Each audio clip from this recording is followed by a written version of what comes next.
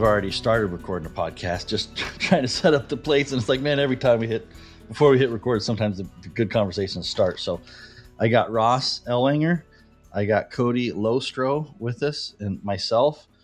And we have all just gotten back from our Lynx hunt from Canada. Ross, you guys good there? Oh, yeah. We're good. Right. I wish I was still there.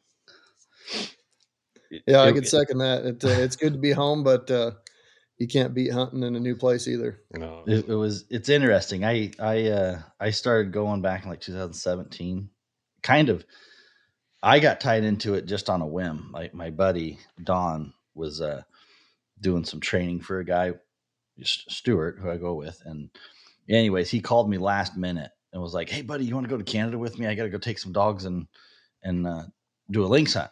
And I literally had like 2 days, 3 days of notice. I called my wife and I'm like, "Hey, can I go to Canada to lynx hunt?" She's like, "Sure." And so I just pretty much hopped in the truck. We each took a couple dogs and it was a cool experience for me. You know what I mean? So like I've enjoyed it, and I haven't gone every year, but anyways, a lot of people ask. I'm sure you guys have gotten a lot of questions about what it's like, and so I thought, you know what, let's do a podcast on that. Well, yeah, I think that's a great idea. Experiences are. Yeah, I mean, me and you, buddy, and Kody's experiences were quite a bit different as well, even though we weren't very far away from each other. Yeah. And how far north of me were you guys hunting? I was in Williams Lake, and you were in where? Just out of Quesnel, so maybe an hour and a half, 2 hours. You know, the next major town up, and then we were an hour and a half from that town to a little town called Nazco, which essentially has a Native American fuel stop. I don't know how to describe it. Ross, you went in there once. That's about it. They got a gas pumps, and inside they got a few things to keep you alive as far as food goes, and that's about it. Yeah. I think they got a box of Cheerios and a couple candy bars, and that's about it. That's about it.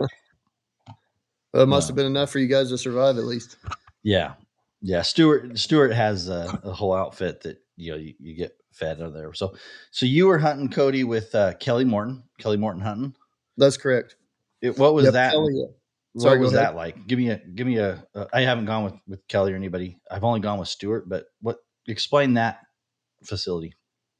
Yeah. Kelly's his camp there in BC. It's got set up. It sounds like they've been doing it there for a while, but basically there's two homes there, kind of the house that some of his guides and him stay in, and then another cabin that the hunters and everything stay in. So we get to, you know, hang out and eat together every night, but each group gets their own houses and stuff, some privacy if you need it.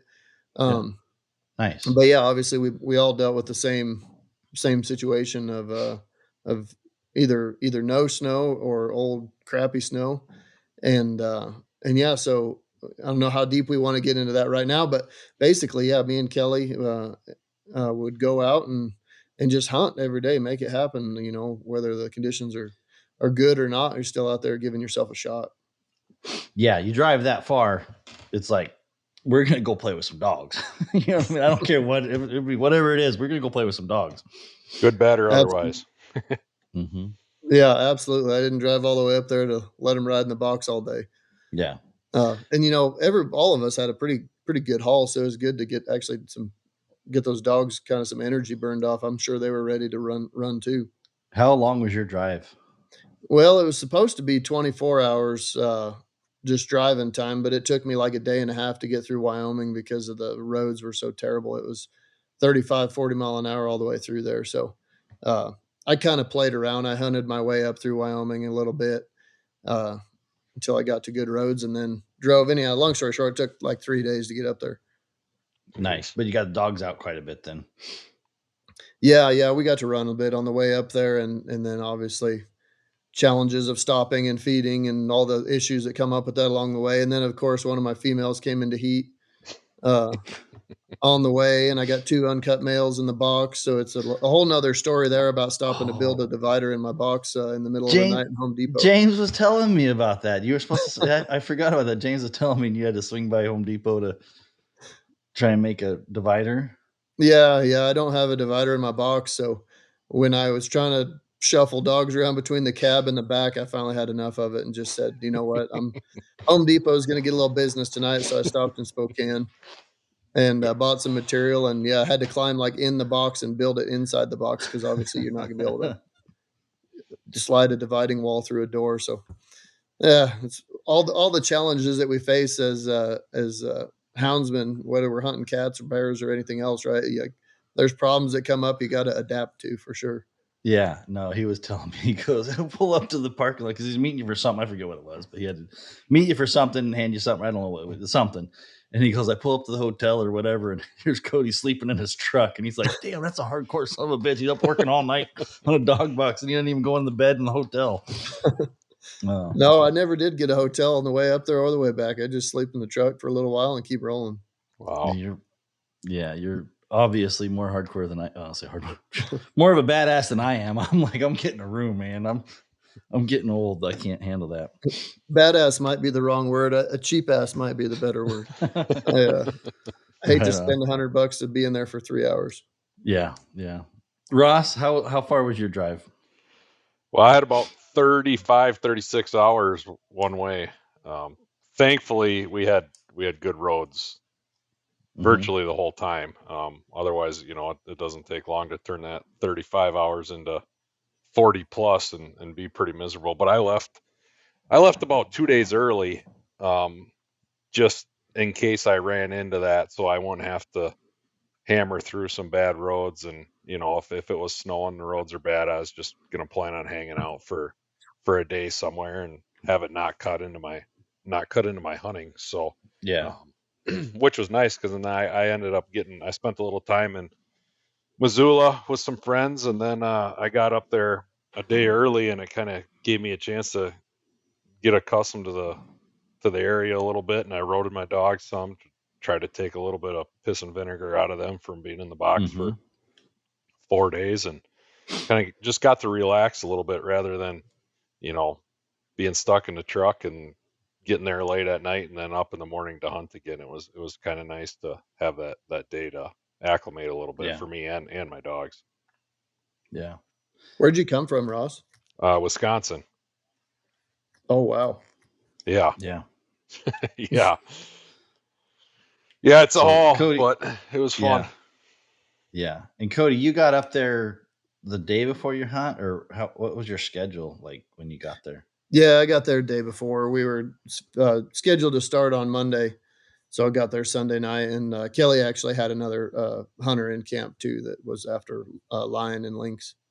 Okay, cool, awesome. So, what was and have you guys both traveled with dogs before or whatever? But one of the topics I wanted to cover is traveling that far with dogs. So I'll start with you, Kody, so we're not talking to each other. But what's the number one thing you were concerned about? Like what, besides building a divider in the middle of your dog box with females in heat, but what was your concern when you were trying to prep for that? Yeah, my biggest concern, I guess, traveling that far for that long with the dogs is make sure they just got enough space where they're not getting too grouchy and growly, which typically I don't have a problem with. They're pretty well behaved, but beyond that, really water, hydration. I don't know why, if it's everybody's dogs or just mine, but they don't seem to drink real well when they're in and out of a box, just getting out for a quick second, and then they're obviously trying to burn in a few more calories back there as well. So, every time I'd feed, make sure I'm soaking their feed with water, and they're kind of forcefully getting some water in them. Yeah. That was my biggest concern, anyways, is just keeping them hydrated. Yeah. Yeah, I would say the same thing. My dogs are the same way. They don't really like to drink. Two of the dogs I brought, I can soak their feed in water. I mean, I could put a gallon of water on top of that food and they drink all gallon just to get to that food that's at the bottom. But two of them that I brought with it, I can't do that. If I dump water in their food, the first thing they do is knock it over. So it can be a challenge. And like you said, I actually think my dogs, I mean, they lost quite a bit of weight while I was gone. And I don't necessarily think it was because they ran that hard or that long. I'm guessing it's a lot of water weight that they lost, and that's even the two dogs that drink a lot of water. So I think that is a concern. But also, you don't want to be giving them too much water. I don't want to have to let them out every 3 hours. Yeah. So they're not pissing in the box or whatever. So that's kind of a or touch. crap shitting Exactly. in the box. I'm always worried about feeding too much. Like I told my wife, I was like, hey, could you feed those dogs like at noon before I left? Because I left at like 4:30 that night after work. It was Cyber Monday, so I went into work because I was gonna have a revolt if I skipped out on Cyber Monday. So I was like, I got to go work, and then I left after that. But I told my wife, I was like, could you feed those dogs like noon or so, and then we can kick them outside and hopefully they can clean out so I could get a good run before feeding them right before you leave and then having to stop an hour and a half or have a present in there. So I would say one thing that makes traveling with dogs easier is if you got a really good handle on your dogs as well. I mean, there was a couple places I stopped where I'd just grab leashes and hook them up to leashes on the corner of my trucks, just, because it's busy road right there next to it or whatever. But I tried to pick places, that had a fairly decent big parking lot or big yard or something, and I'd just throw their TT25s on them and just let them out quick. That saves you a lot of time. I also brought a chain gang with me, but man, if you got to pound in steaks and snap them all up individually, I mean that adds a lot of time to your stops. Whereas if you can just put a collar on them and open up that box and let them free run a little bit, they seem to clean out a lot faster too than if they're hooked up to a chain somewhere. So that I think that's very beneficial if you got a good enough handle on your dogs to be able to do that. I would totally agree with that. I fed pretty much the same way. Just let them out, tie them to the truck, feed them, and even on top of that, yeah, if the area was big enough, I just open the box and let them out. I don't even worry about collaring them. They've almost got used to where when they know the collar's on, we're hunting, and when it's off, they just know we're only going to be out a second. But. Sure.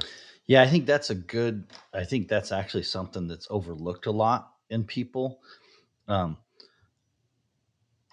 Part of my first year's experience, and I don't want to pick on people too much, but the dogs that we had, so it was me and Don, and we were taking some other dogs up there that were not mine and Don's. And there was a moment there where me and Don just stopped off the road. We found this big like gravel pit, underneath some power lines, and we're the same way. Open the dog box, all the dogs hop out, they clean out, we go get some food. We just let them stretch their legs a little bit after sleeping. And the two dogs that were not ours were like gone. They were just like, and I remember thinking, me and Don were like, we didn't have collars on. We didn't, because we're just used to like you said, Kody, just come over here. I mean, dogs don't take off. They know when they're hunting, and my dog kind of want to be around me. And those two dogs were like, out of the box, we go hunting, and we were literally like, well, we just lost these dogs. And half of me was like, how much was it going to cost us? Because we're still going to go hunting without those two. You know what I mean? And that was a learning curve for me that I didn't experience, but the handle and being able to just not fight dogs on the road is huge. Huge. I mean, it's easy to say, but unless you actually can do that with a pack of dogs that you're going to take, I would highly not overlook that statement. You know what I mean? Like being able to take dogs, and if you're going to travel, practice. Go find a field, kick them out, feed them, put them back in the dog box. And if they take off and you're yelling and screaming, and it's going to be a hard trip. You know what I mean? Like that adds time to everything you're going to do. Lots of time. So. And stress. Yeah. It's supposed to be a fun trip, not a nightmare. Yeah, exactly. You look at a dog out there and you're already yelling.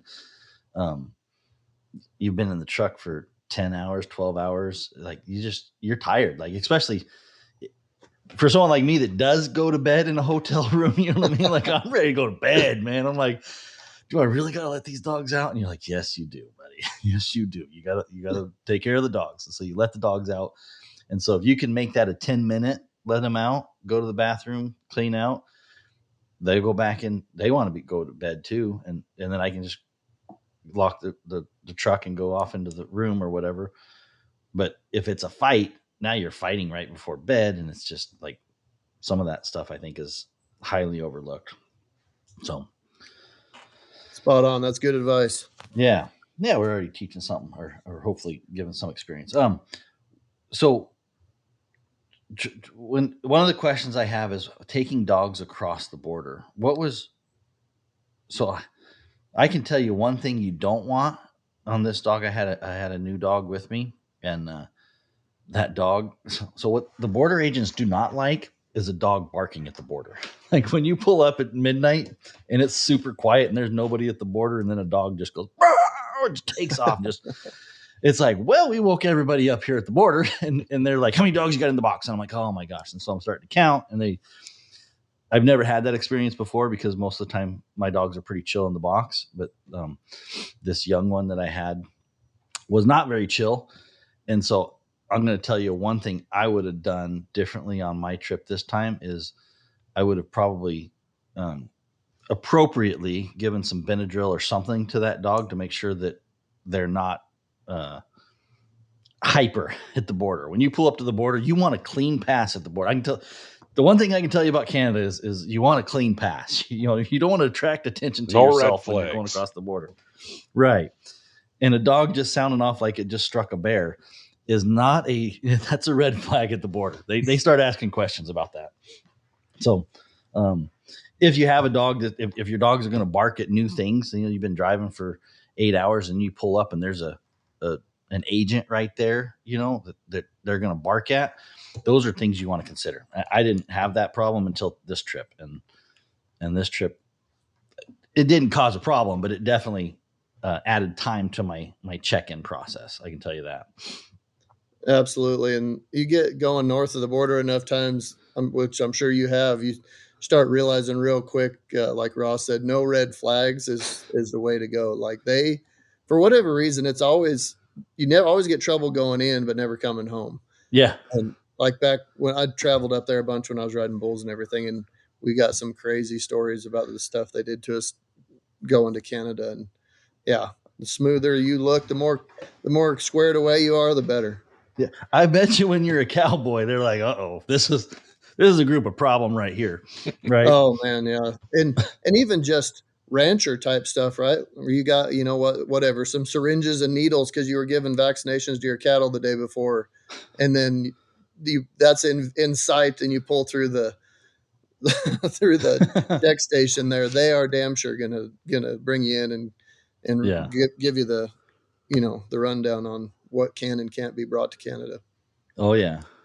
Ross, you were pretty smooth across the border. Yeah, we were smooth in, smooth out. I mean, I was actually kind of shocked how easy it was to get the dogs across. I know when we've been planning this, I mean, I've asked you a million questions just to make sure, I had my I's dotted, my T's crossed. And, they didn't even look at my rabies papers. They asked if I had them, and I said, yep. And they're like, okay. And they didn't say another word. I mean, I guess I wouldn't recommend, showing up there without them.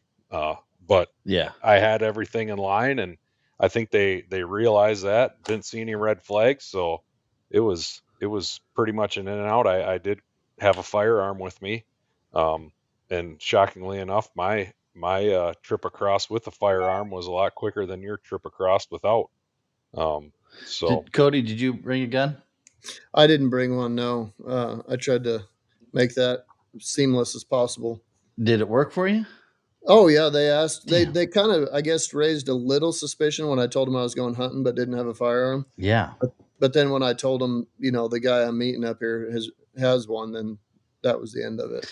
I told Stuart every time, he's like, "Yeah, just don't worry about it. It's more of a hassle to bring it." And so I did a moose hunt last time. I went a bear hunt this summer, and bring a gun, pull in, pay the paper, check out, no problem. When I don't bring a gun, they're like, "What do you mean? You're going hunting without a gun?" And I'm like, "Yeah.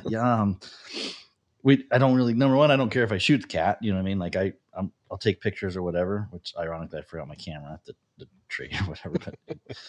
But they seem to flag me down when I told Stuart. I said, "I'm just going to pack a gun next time, just just because, and I was kind of joking. I said, I got like this high point, this it's like a throwaway gun. I'm like, just gonna put that somewhere. They find that, then they kick it out, and then I'm good to go. So they found the one thing. Don't do that. That's a joke, guys. No pistols, but just throw a pellet gun in there. Exactly, just something so that they can be like, okay, that was it, because it seems like they're looking for something. And my experience whenever they were like, because I got flagged for the dogs. Like when that dog sounded off, the demeanor of that gal, she didn't like dogs or something. I don't know who doesn't like a dog, but that gal was like, how many dogs? And I'm like, I got to start counting, because I'm like, how many did I bring versus how many I have? You don't want to say the wrong thing, right? Be like, I got 5, and then you got 6, or you get 6, and you got. I'm like, count and make sure I tell her the right thing, because I don't want to say the wrong thing. And she's like, you got all the paperwork for him? I'm like, yes. And rabies and whatever. And she goes, any guns? And I said, no, I didn't bring guns. No guns? And she goes, come over here and check in. And I mean, she was not happy with me, and I'm like, crap, here we go. And then it was the 5th degree when I got in there, and all I can tell you is I was joking with Art Ragsdale. He went up there, I don't know, somewhere, and I told him there's a position that you assume on the benches at the border, and it's like proper sitting up, hands crossed. You know what I mean? And you just sit there like a polite, like you're sitting in court. Basically, like you got at the principal's office. Exactly. You don't want to smile too much. You don't want to smile too little. You know what I mean? You want to hold a firm pressure that you don't look anxious. You know what I mean? But you don't look happy. You don't look anxious. You just look content. And it's those agents. It's their sole ability to accept you or reject you. You know what I mean? And asking the questions, and they, it's like the one question they asked me was, "You don't have any guns?" And I go, "No, I don't have any guns." Do you have any pistols? And I go, but I don't have any pistols with me. Do you have any pistols at home? I'm like, yeah, a lot.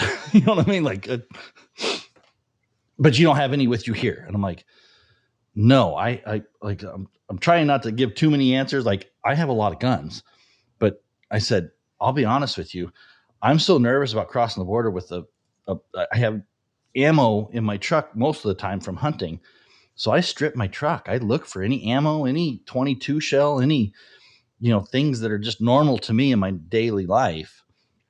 And I try to make sure those are not in here, because I know if you find a 9mm shell in my truck, you're going to tear my truck apart looking for the 9mm, And he just kind of smirked. That was the first time I seen one of those guys smirk. And I'm like, okay, I don't know if I'm winning or losing, but, I'm like, anyways, he's like, well, I still got to do my job, And I said, no problem. And anyways, he went and checked. He only checked for like 5-10 minutes, I think. Realized I was telling the truth, and I was good to go. But definitely the dog barking and the no gun was it added about 30 minutes to my travels. Yeah. And what border did you go through? Sumas, Abbotsford. Okay. It's Ross, a smaller one. Oh, sorry. Nope, it's a small one. Ross, did you go through Midway? Yeah, by chance? Same one you did. Okay. Yep. Yeah, yeah, you must have went before me, because that gal there was like, yeah, there was another Lynx hunter that come through here. Okay. Well, maybe there was 3 of us, because I think you went just ahead of me, or I thought so. Yeah. Anyways, really? But yeah, there must have been a few of us. Yeah, it was. I mean, it was a breeze. They were super nice. I had the gun on top. I could have had my truck full of guns. They didn't look for anything. They asked me to pull it out, and they checked it out quick, and away I went. Yeah, I was the same. I literally handed her my passport, rabies papers. She said, thank you. And away we went. Like, it was, well, then she asked me about a gun. I was there for less than 5 minutes. Yeah. But they never got out of the truck, never had to pull in or anything like that. No. Yeah. I've done that. Every time I've not taken a gun, I've had to I take it back. There was one time, and it was during COVID. So they were all about the COVID stuff back then, and, papers and passports and whatever. And show me your papers. Yeah. The passports is what they called them. I was at a restaurant when I was traveling. We got kicked out of the restaurant. Not kicked out because we had our passports, but they were like they were more concerned about that at that point, not the guns. Now they're back to guns and dogs. So anyways, Just to recap, when you pull up to the border, roll your windows down, radio off. 2 and 10 hand position. Pull up, have your ID ready, and make sure no dogs are barking. No jokes, and you got to figure the gun part out yourself. I did the research. Like I've never had anybody ask about dog food, but the rules used to be, you couldn't have more than 44 pounds in an unopened bag. I've always had a 50-pound bag. I make sure it's not opened because I want to make sure that it follows that rule because I don't want them to kick my dog food out. But you're not supposed to have an open bag of dog food. So I always try to have a little bucket to fill so I could feed before the border, and then I have my dog food after the border. I've never had anybody even question that, but I just would hate for somebody to have that happen and then they don't have dog food when they get there. That's a strange rule. I wonder why that is. I wasn't even aware of that, honestly. I just looked into the dog requirements. I didn't know anything about food. Yeah, and I don't see that. And this was a couple years ago when I seen that rule, so I was kind of looking and I was like, that might have changed. I just know in the past when I was looking, that was the rule, was no more than 20 kilograms, which I just did the math and I'm like, that's 44 pounds because I'm not smart enough. And it was supposed to be not open. And I think it's because of export. You know what I mean? You're not supposed to import or export.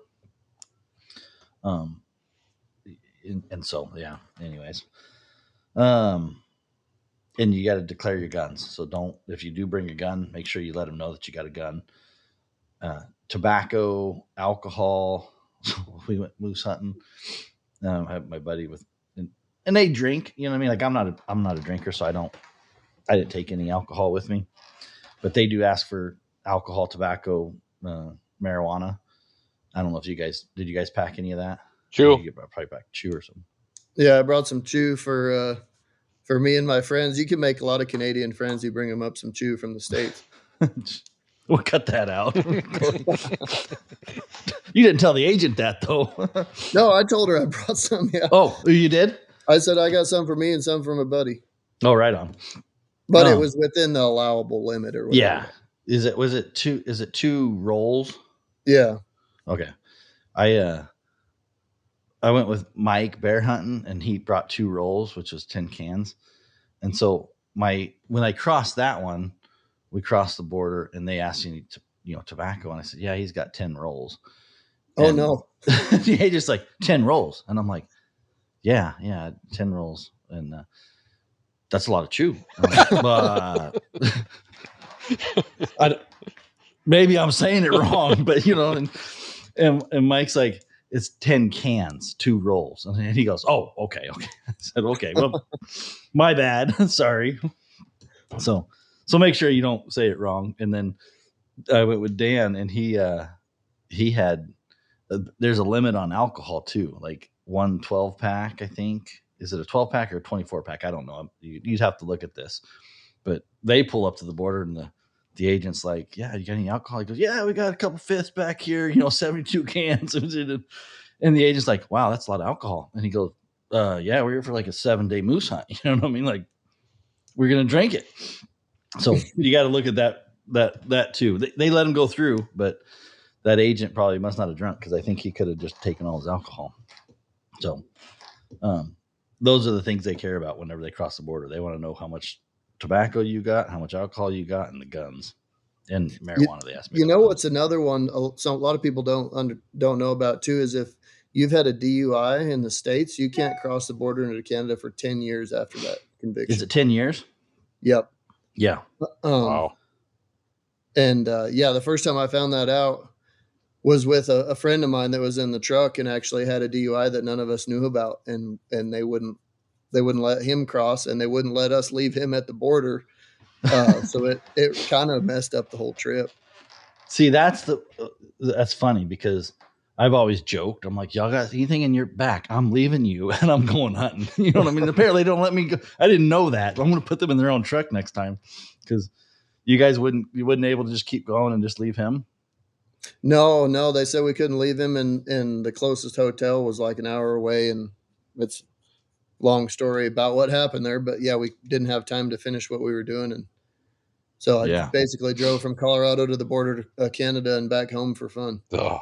Yeah, see, that is not like, I've joked with people. Like, I had my first trip. I was going with somebody that had some, and I won't get into it, the total history, but there was a question of could he come or not. You're right. He had some way back history, like 20, 30 years, whatever. And it was a process for them, and they let him through. We got to go hunt.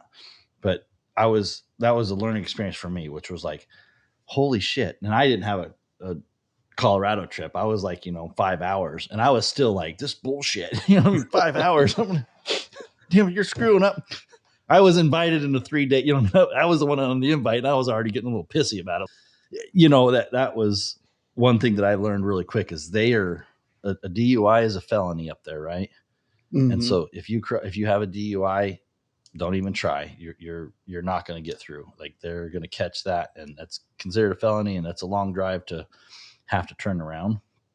So anybody in your truck, you need to vet and make sure that they're not going to mess up your hunt. I would have had over 20 hours in before I would have found that out. That would have sucked. Oh, really? Yeah, I mean, we had over 20 hours of driving before we crossed, so that would have been. Oh, I thought you meant before you thought about it. Oh no, yeah. So there wouldn't have been no quick turning around.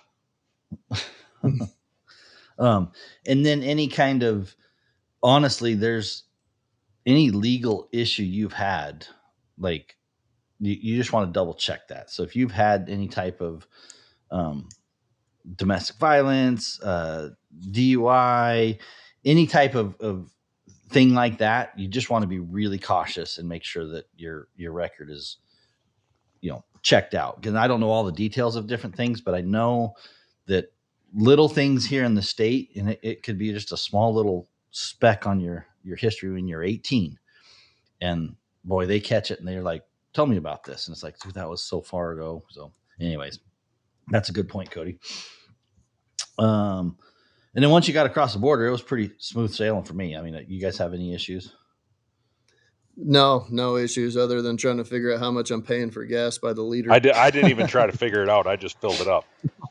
It was what it was. That's all I did too. But like, I could be spending $8 a gallon right now, and I have no idea. I was when we went to Stewart's, I was like, I don't know if it was 17. I looked at a number and I'm like, holy crap, that looks expensive.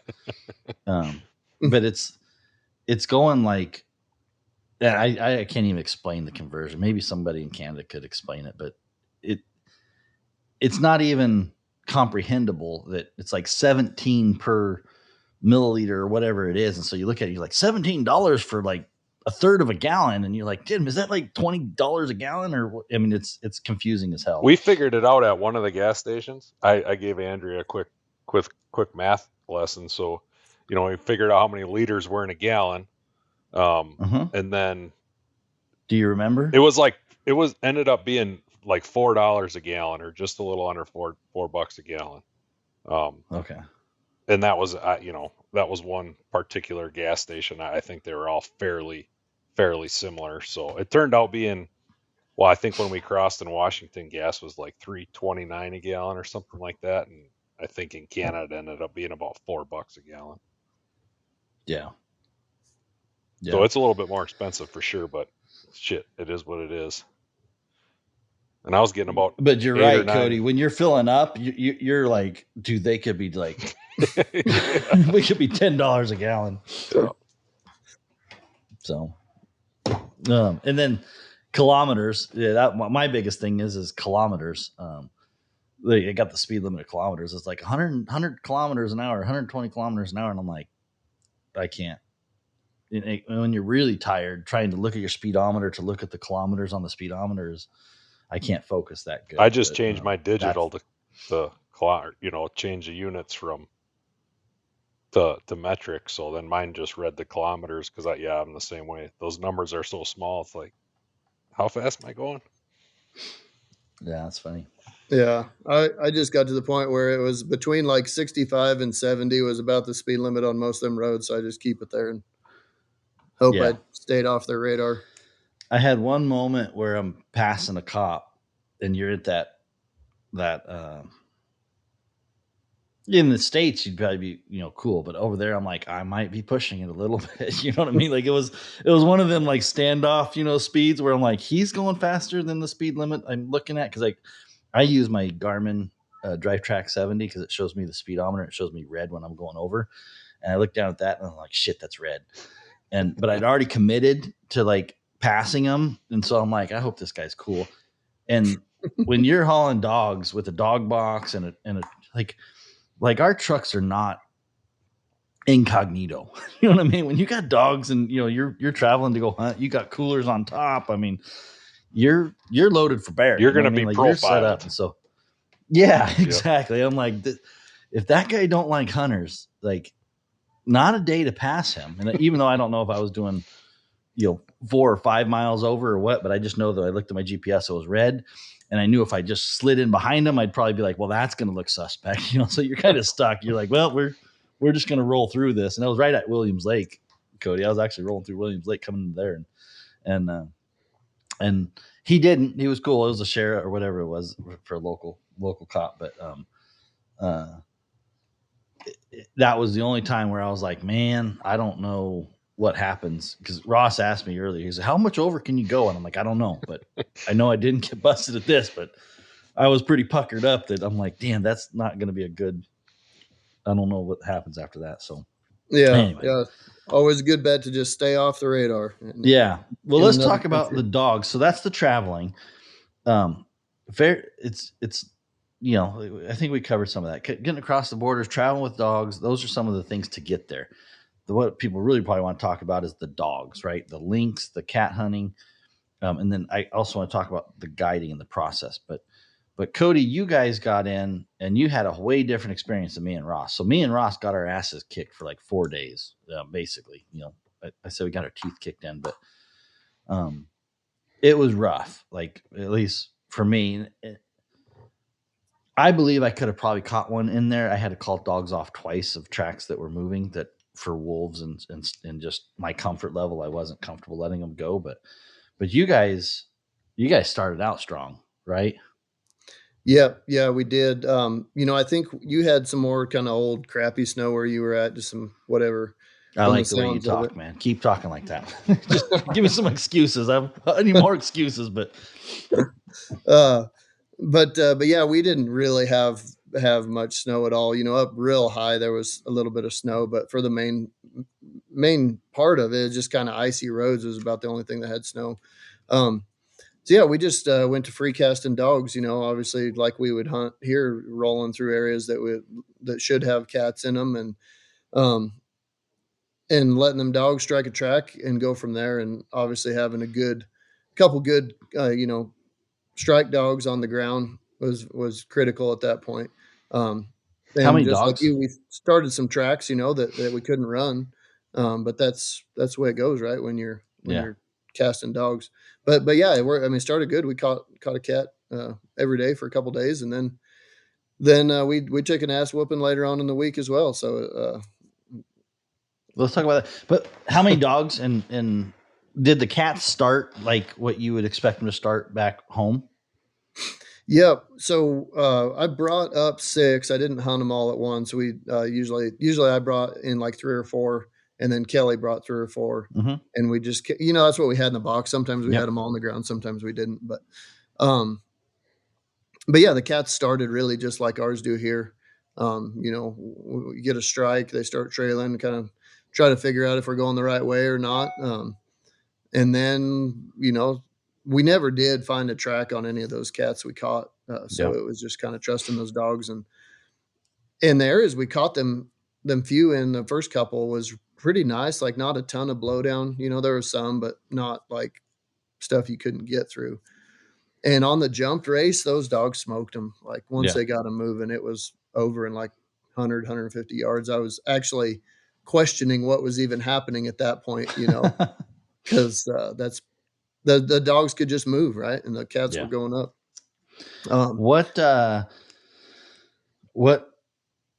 What kind of vegetation?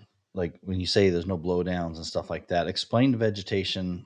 So Ross, everybody's got a different baseline, right? Colorado, you got your pine trees. Ross, you got hardwoods, I'm guessing. Swamps, yeah. Right now, I'm over here in Evergreen. So, explain to people as best you can what vegetation or what kind of trees and ground you're looking at there. Yeah, a lot of honestly, there's a lot of aspen there as well. And then big pines, I don't know. I'm not an expert on all the different types of trees, but definitely different stuff than we've got here in Colorado. There were some great big trees, kind of like probably what you're familiar with there, buddy.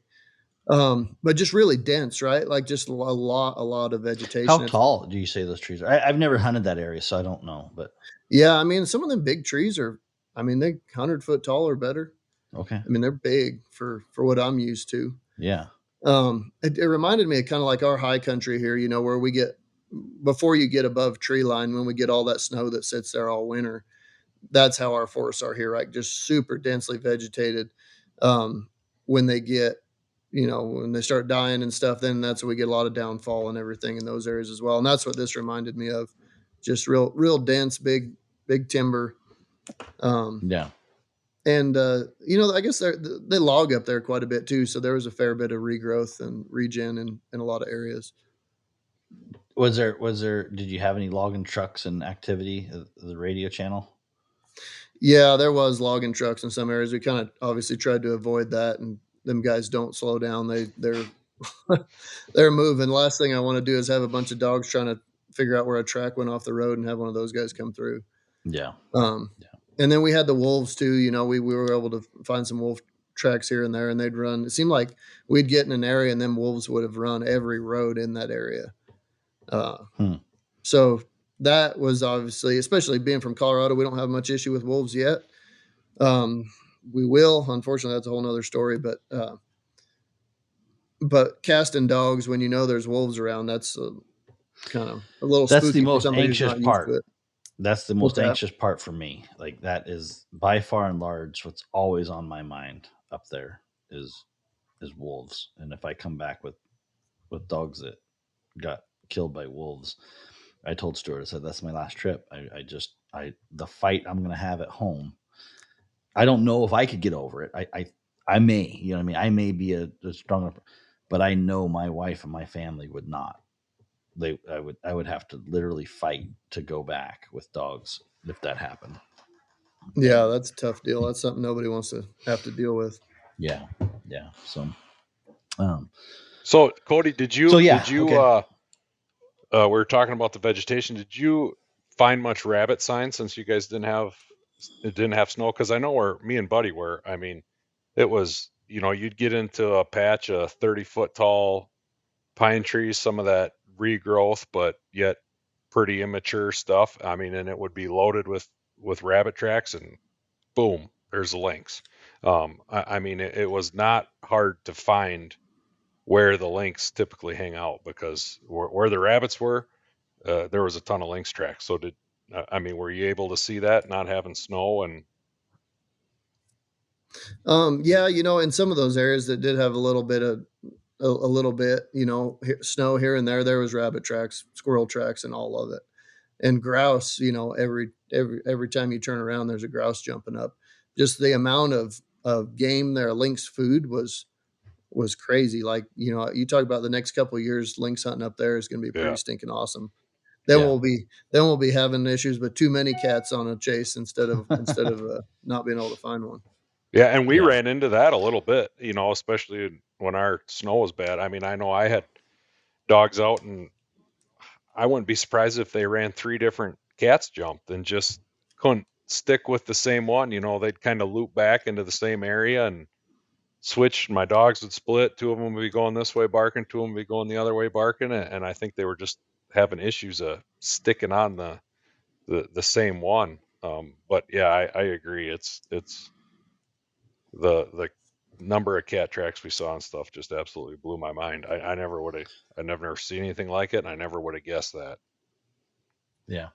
Definitely Ross, give us a describe the terrain that we were in. It's a little different than what Kody was, I think. Yeah, so I would call it mountains, but it definitely wasn't super rugged stuff. there were some spots that were pretty steep, but a lot of the area that we were hunting has been burnt or logged. So we were looking to find lynx. We were looking for those patches, 30-foot tall pine trees and stuff. Cause like I said, that's where the rabbits hung out and that's where the lynx hung out. Not to say, when you got out of those areas, you'd find some tracks too. I'm guessing cats probably crossing country. It seemed like a lot of those patches ended up being a mile-ish by a mile. I don't know for what reason, but that's about how big they were. And when you get into those patches, I mean, they were loaded with cats. And then, around that, if it was a burn, them trees burn and there's just poles left, and then the wind will blow them over. So there'd be a lot of blowdowns. And it just seems like the fires and the logging have just really chunked up a lot of that country, and made it very diverse. And beetles, there's a lot of beetle kill up there. Like some of that is, I mean, that area was definitely a burn, but beetle killed a lot of that. So, Kody, do you guys have a lot of blowdowns, or do you get into some blowdowns up there? In different areas, we got into them, and in a lot of those areas, they weren't burned or anything. It was, I'm guessing, just wind and old age on those trees. Yeah, that probably be beetles. Probably beetle. Could have been beetles. Yeah, we have a ton of beetles here in Colorado too. Rough on forests, but yeah, different areas. I mean, some were almost impossible to get through, right? Like every step you're climbing over or on or under something. But other areas that it wasn't too bad to walk in, and actually where I caught that big lynx that I took, he liked to stay on roads. It was kind of strange. Like he walked down several different roads and never got off of them. And then right before we caught him, it was just a quick little whoop, just right off the road. But yeah, I mean, definitely you'd call them mountains, but pretty tame. Let's go back to that. So you were without snow when you caught that big one, right? Correct. So how big was that? He was 32 pounds. Okay, that's why I want to make sure that you told me, not hear it from the third. Like I heard 45, Kody. By the time it got to me, it was bigger. No. So just explain that race. That's a big lynx. Just like, and I'm not a lynx expert. I've been enough that I've our biggest one that we've killed was 27, and it was a really nice one that Kody Moorhead, or Colby, sorry, took 2 years ago, and it was a really nice lynx. And I remember walking into that thing and going, dude, if you don't take that one, I will, because it was nice. So I can't imagine what a 32 was, but when I walked into the 27, I was like, holy shit. Like there was no doubt in my mind that was a nice lynx what I walked into. I haven't had the opportunity to a nice one like that, but I told Stuart, I said, I'm looking for a 33 now. That Cody's killed a 32. Could you give me my 33? And anyway, so that was the joke all week whenever I heard that you got that one. But explain the race. And so they're running the roads. I mean, when you started it, you just watched some dogs crank up on it, or how did that thing start? Yeah, we're just rodent dogs, and they got birdie and tail started going. And next thing you know, a couple of those strike dogs sound off and they started moving it and moved it through. I guess it started on the road or near the road, right? But they worked it down through like a draw where that cat had done some circling around in there hunting, I guess. So it slowed them down a bit through that draw, working through that. And then they come out the other side and they went down a road and turned on a side road. And I mean, we're just moving like. Does it make you nervous when they run down a road like that? Yeah, especially in areas I'm not familiar with, right? Like it's one thing when you're like, oh, I know nobody goes on that road, or that's an old logging road or whatever. But yeah, they're just scooting. I mean, almost like they're just running and they don't have it, right? Yeah. And you start questioning yourself, like, are they talking themselves into like one upping each other, especially mixing dogs? If you hadn't mixed dogs down there, right, with Kelly, right? I'm sure in the back of your head you're thinking, and I'm no offense to Kelly, he's probably thinking the same thing. It's like, absolutely, is Kelly's dog suckering my dogs into it? And he's thinking, is Cody's dog suckering my dog? This is, I mean, everybody's puckered up at this point whenever this is happening, because this happened to me too. I had dogs screaming down the road, and I, Stuart's like, they don't have it. And I said, I said, they have it, but they're going to overrun this thing. And so anyways, I don't want to take over your story, but I just want to comprehend that in my mind, this is what's going through my mind. If I'm hunting with you, I'm like, Kody's dogs might be screwing this up. Yeah. And I think, and maybe it's just me, but I go through that more than I feel like is acceptable, right? When I'm like, I don't know if they're doing things the right way. And it seems like 9 times out of 10, if I trust them dogs, they will come up with the game. Yep. Usually when I try to get involved, I'll screw things up. So it's a long way to say, we're like, I don't know, this might be right, it might not be, but we let them go, boom, come up treed, and there they got so many stinking roads, you don't have to walk hardly. How far anywhere. did they overrun on the road when they screamed down the road and the cat turned? How far did it take your dogs to correct it?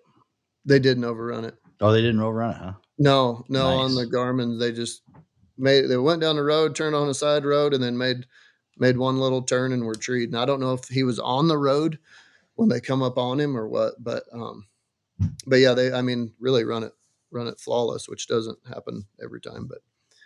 But anyhow, so they don't, like, there's so many roads over there. It's not that far of a hike, but he's like, oh, there's another road. We'll drive around there. And we just walked in, didn't know what we had. Mm-hmm. And it's funny, you talk about knowing exactly what you're looking at. Like, that's a big cat. Yeah. When we got to the tree, it was kind of tough to see, right? And the cat's bunched up, and we looked at it for a while, and it wasn't that moment of like, oh my gosh, that's a monster, we better take it. It was like, yeah, that's a nice cat. Like, it looks like we're just BSing about it. And I told Kelly, I said, that looks like a good cat to me. Like, I'm happy with it, and I'll go ahead and take this one. And then when it hit the dirt and it kind of stretched out, I was like, oh, that thing's bigger than I thought it was. And even Kelly is like, that's something like I haven't seen really up here before. And Kelly's seen a lot of them, and he's had a lot of clients. So you never know if a guy's just trying to hype you up about your animal or if it's legit. But it ended up being the guide legit. talk. You don't know if you're like, you give me the guide talk. You give me like, oh, that's a nice one. Like, don't bullshit me. I want to know for real what you really think, right? Yeah. But yeah, just dumb luck. It's just how it is. You give yourself a shot, and sometimes you catch those real big ones. And that happened to be my day, I guess.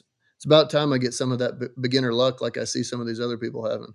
Yeah, was that's only the second lynx I'd ever seen in a tree, so it's kind of cool. It's what you talk about when they're balled up. It's the same with bear. Any animal, trying to judge when you don't have a lot of experience with it is tough. And bobcats, lynx, cats, when they ball up, I know exactly what you're saying. You're looking at that and you're not wanting to, when they ball up like that, sometimes they make themselves look pretty small. That's probably their whole intent, right? Is they're trying to make themselves look small. It's pretty impressive that a 32-pound cat can make himself look small. He almost got a pass, huh? Yeah, honestly, giving him a pass, what ran through my mind, just because, like I said, I'm just here to catch cats. Like, I'd like to take a nice one home if I get an opportunity, but it wasn't mandatory. I'd rather go catch cats every day and have a good time working dogs. Yeah. Yep. But I don't know, maybe this is a conversation later on, but I actually ate that cat too, and it was phenomenal. Did you? Really? Yeah, I just wanted to try it because the guy that lived there, he's like, oh yeah, I like lynx, and he's just real nonchalant about it. I was like, well, I'm gonna try it. So we cooked it up that night, and I tell you what, I like it better than lion even. Wow, like, it was really damn it! Now I'm mad at myself for not doing the same thing. Yeah, it was great. And so you just cooked the back. How'd you cook it? Just a little bit of seasoning and then fried it up in a pan. Really? Mm-hmm. Wow. I might have to get brave and try that. Man, you don't even need to get brave. Like, once you eat it, like my kids, my youngest, she's fairly picky. I guarantee she would eat this stuff. It was like a mild mix between chicken and pork. Have you eaten bobcat?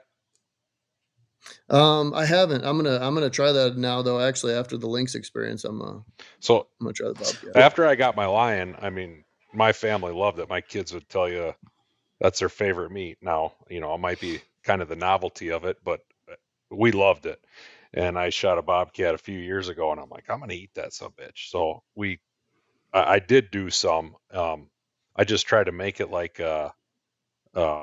taco meat almost. It wasn't great, to be honest with you, but I want to try it again. Try to make it a different way.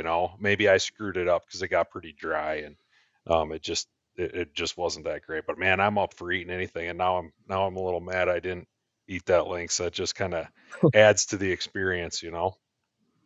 Yeah, well, you have to go again and eat the next one. I guess so. Yeah. Yep. Yeah. I tried a bobcat, like my first bobcat. I didn't have hounds back then. I was elk hunting, and I come in, and I shot a dink. It was just eating on an elk, the gut pile, and I tried it. We tried to jerk it, and but it was so salty. I think it was from me over seasoning it at elk camp. I mean, you're not exactly at home where you're like prepping it. We were like out in the bush and like, oh yeah, we'll just put some salt on it and try to jerk it over a fire, and it was horrible. But I think if you had some tools, right? Like if you had a slow cooker or something to cook some of that stuff, a good cook could probably make any of that stuff really good. Yeah. You think you're a good cook at elk camp? You know what I mean? You're like, well, let's try some of this. Nah, you gotta. But I think I may have to try it next time. Like I said, I definitely am. You got me curious now. If you don't, bring me the meat. The 32 pounds, you got plenty of it. Like it don't last long. It's funny though. You look at them cats, even at that one, like right. I didn't even know 32 pounds when we weighed it. I was like, oh, that's cool. I didn't know that was big, right? Yeah.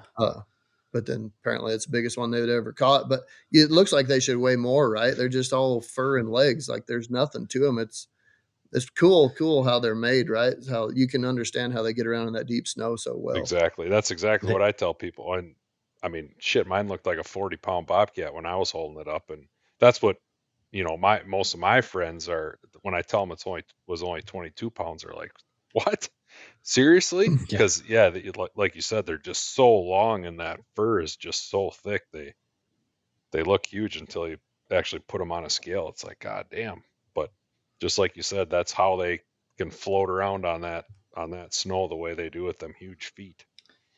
You can pull that off as like I think I seen like 70 pounds. I showed one of the persons your cat, and like, holy cow, how heavy is that? Like 70 pounds? I'm like, yeah, no, not 70.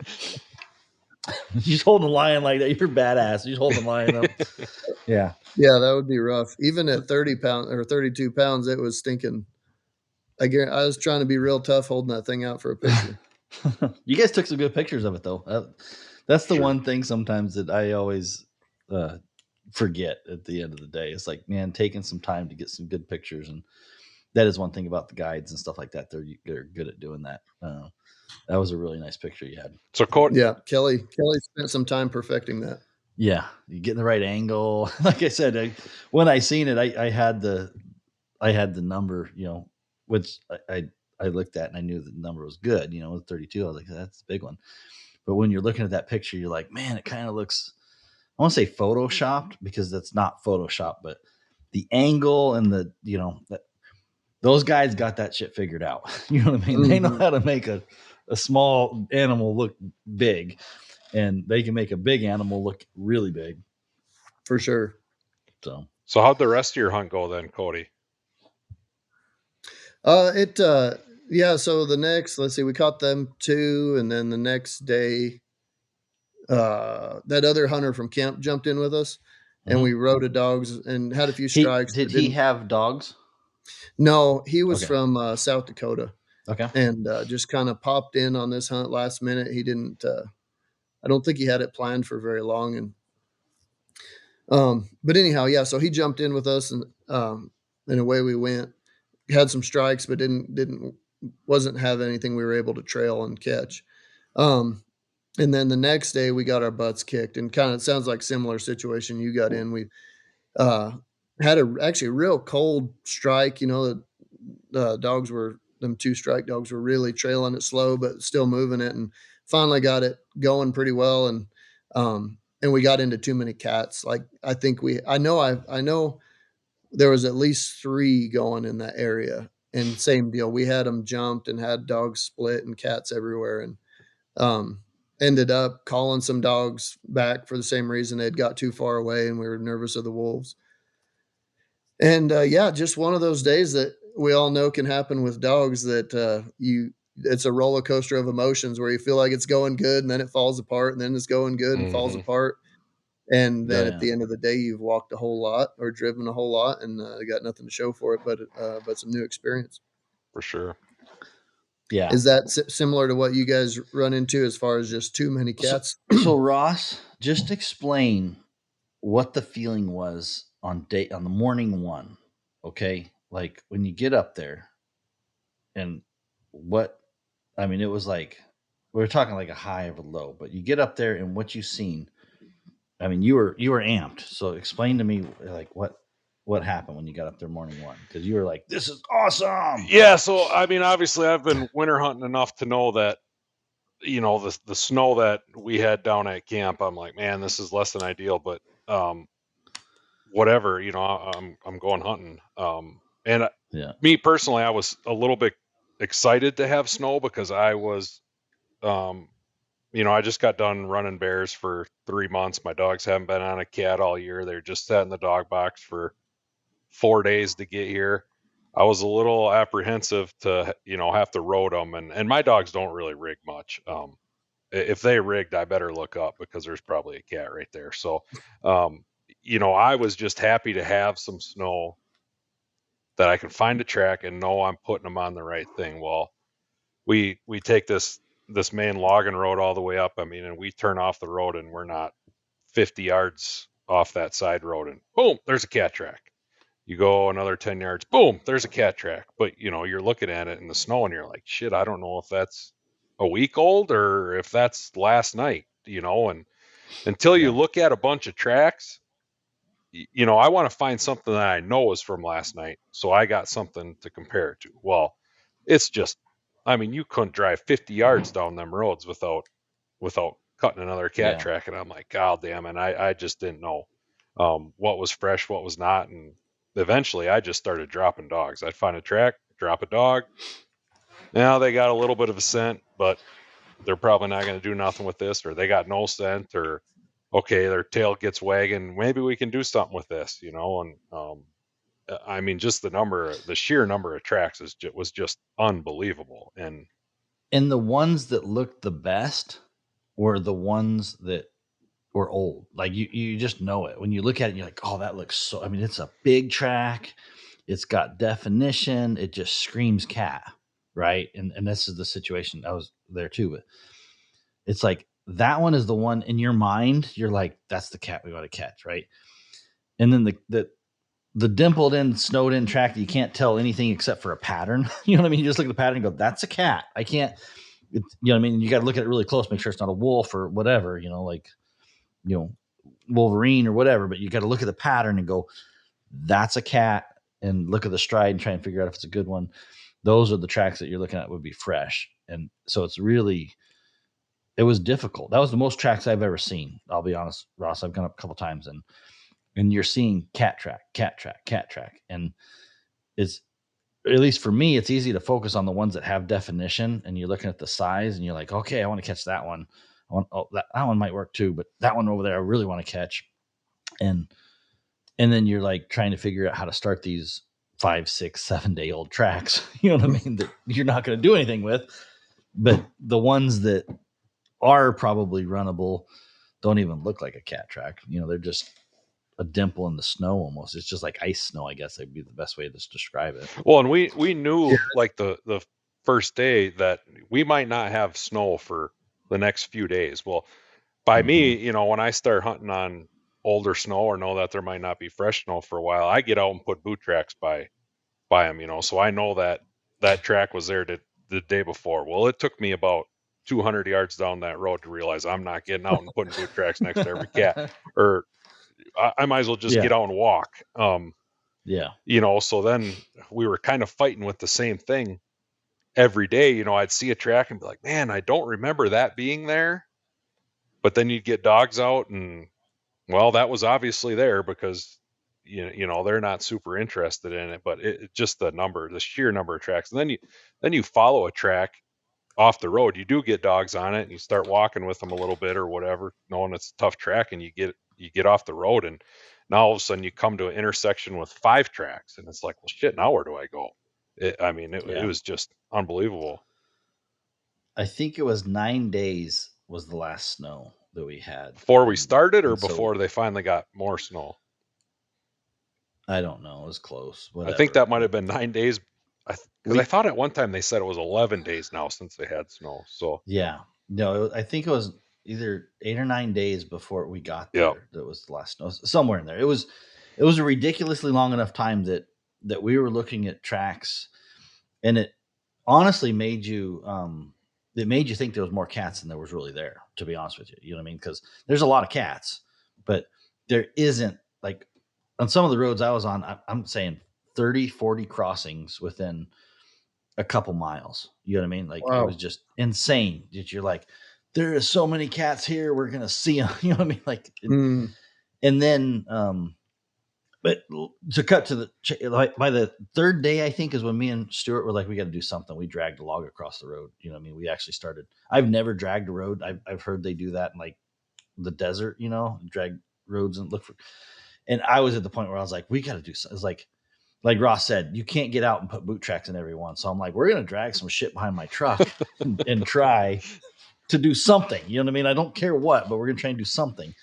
And so I think day 3, by day 2, I was relying on the dogs a lot more. So it was open the box and I'd let them strike. And if they struck, there'd be times I'd just stop the truck, let them get out and see if they could get something going. And I did get a couple going that way. So on, I don't know if it was day 1 or whatever, I had a race. No, it would be day 2. So day 1, we didn't hardly, it was like so many tracks. You were just on cloud 9. You're like, dude, this is going to be the best trip ever. Like, we're going to freaking stack them up. We're going to catch so many cats on this trip that it's going to be awesome. And all my experience in the past has always been, I got to work through the grind. You know what I mean? I've never had the Kody Lohstroh experience. You know what I mean? Just pull up and you start catching cats. No, I take it back. The first time we did, we caught 3 or 4 the very first time. So my very first trip, I did catch them right away. After that, it's been a grind. It's been a 2 or 3 day grind before we catch them. And so I thought in my head, I was like, dude, this is going to be one of those awesome trips that we're just going to catch a pile of cats. And boy, was I wrong. So by day 2, day 3, I started just realizing that I couldn't. Looking at tracks in the snow was fairly detrimental. You know what I mean? Like, it was. You're wasting time, pretty much. You're wasting time. You know, you're getting dogs out. You're trying them on things that you can see, and you're wanting to run more than the dogs could capably do anything with. And so I had to really switch my mindset to, I don't care what it looks like. I need to look at my dogs and look at their tails and look at their body language and go, that's a cat we can mess with. You know what I mean? Yeah. Even if I couldn't see the track. What was the weather like there, the temperature swings?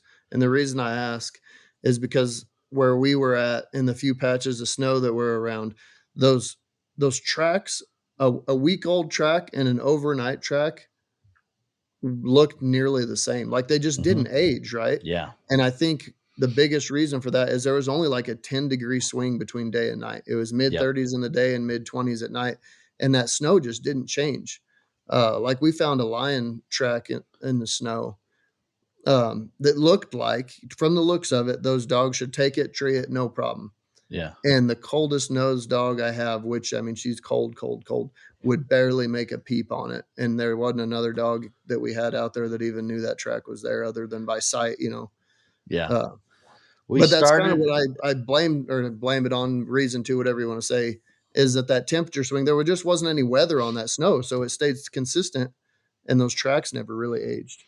Yeah. When I looked at the thing on my truck, I would see 17, you know, the 17, 18, 19, and Ross, correct me if I'm wrong, but that's where we started, Fahrenheit, because I don't know what Celsius is. I'm not changing my shit over, Ross. So you might have the Celsius degrees because you changed your truck over, but I didn't. The temperature was still so the I was same, like, though. Okay, 17, 18 degrees. And then we see about 28, 29. We never even got really above the 32 that I noticed. Maybe in the 3 o'clock hour. Maybe just touched we might it. Yeah, barely, but it not much of a temperature swing then. Not either. At all. It was really difficult to find an age on a track. You know what I mean? And the better they looked, I knew that they were not fresh because it was like that ice crystals. So when you stepped, you didn't have any print of a boot. It was just like snow would fluff in on itself. It just crumble. Yep. Yeah. And it was like those tracks that looked good. They were made in fresher snow and just stayed that pristine. Yep, exactly. Yeah, exactly. And that's what you're mentally and especially coming from when you're not there, you know what I mean? It's like, so I don't know what the weather was doing before I got there. You know what I mean? You show up and you're at a disadvantage because all you can comprehend is what you've seen. And so you're like, okay, it snowed a little bit 2 days, you know, I mean, when it pellets in or whatever. And all we had was the guide telling us, yeah, it hadn't snowed for 9 days. And I'm like, well, okay. I wish my weather app went back and I could do, go back and do some homework. It wouldn't help me any, but that was a challenge. And that's something we don't really think about. A lot of times when we're hunting our ground, we know that ground intimately. We know the conditions. We know, oh, well, 2 days ago it was doing this. So that was in this. And there was none of that for us.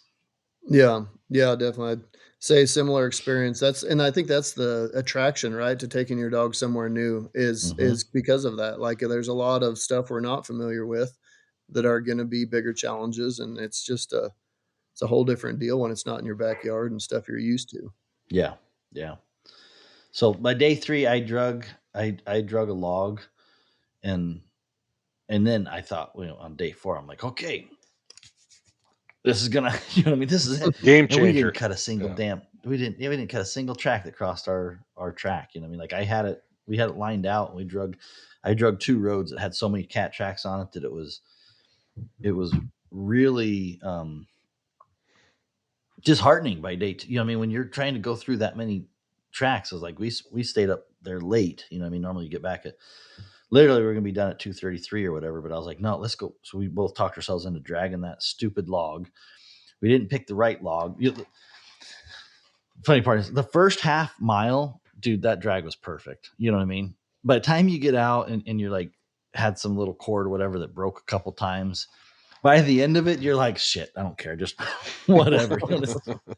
The log's jumping around and bouncing. And it just doesn't look good like the second part because you're tired. You're done. Like you got out. So if we had to do it again, I'd be like, make sure you get the right drag and put the effort in. You're tired, but get a good drag. Don't screw around and be like, oh, this will be half-assed. This will work.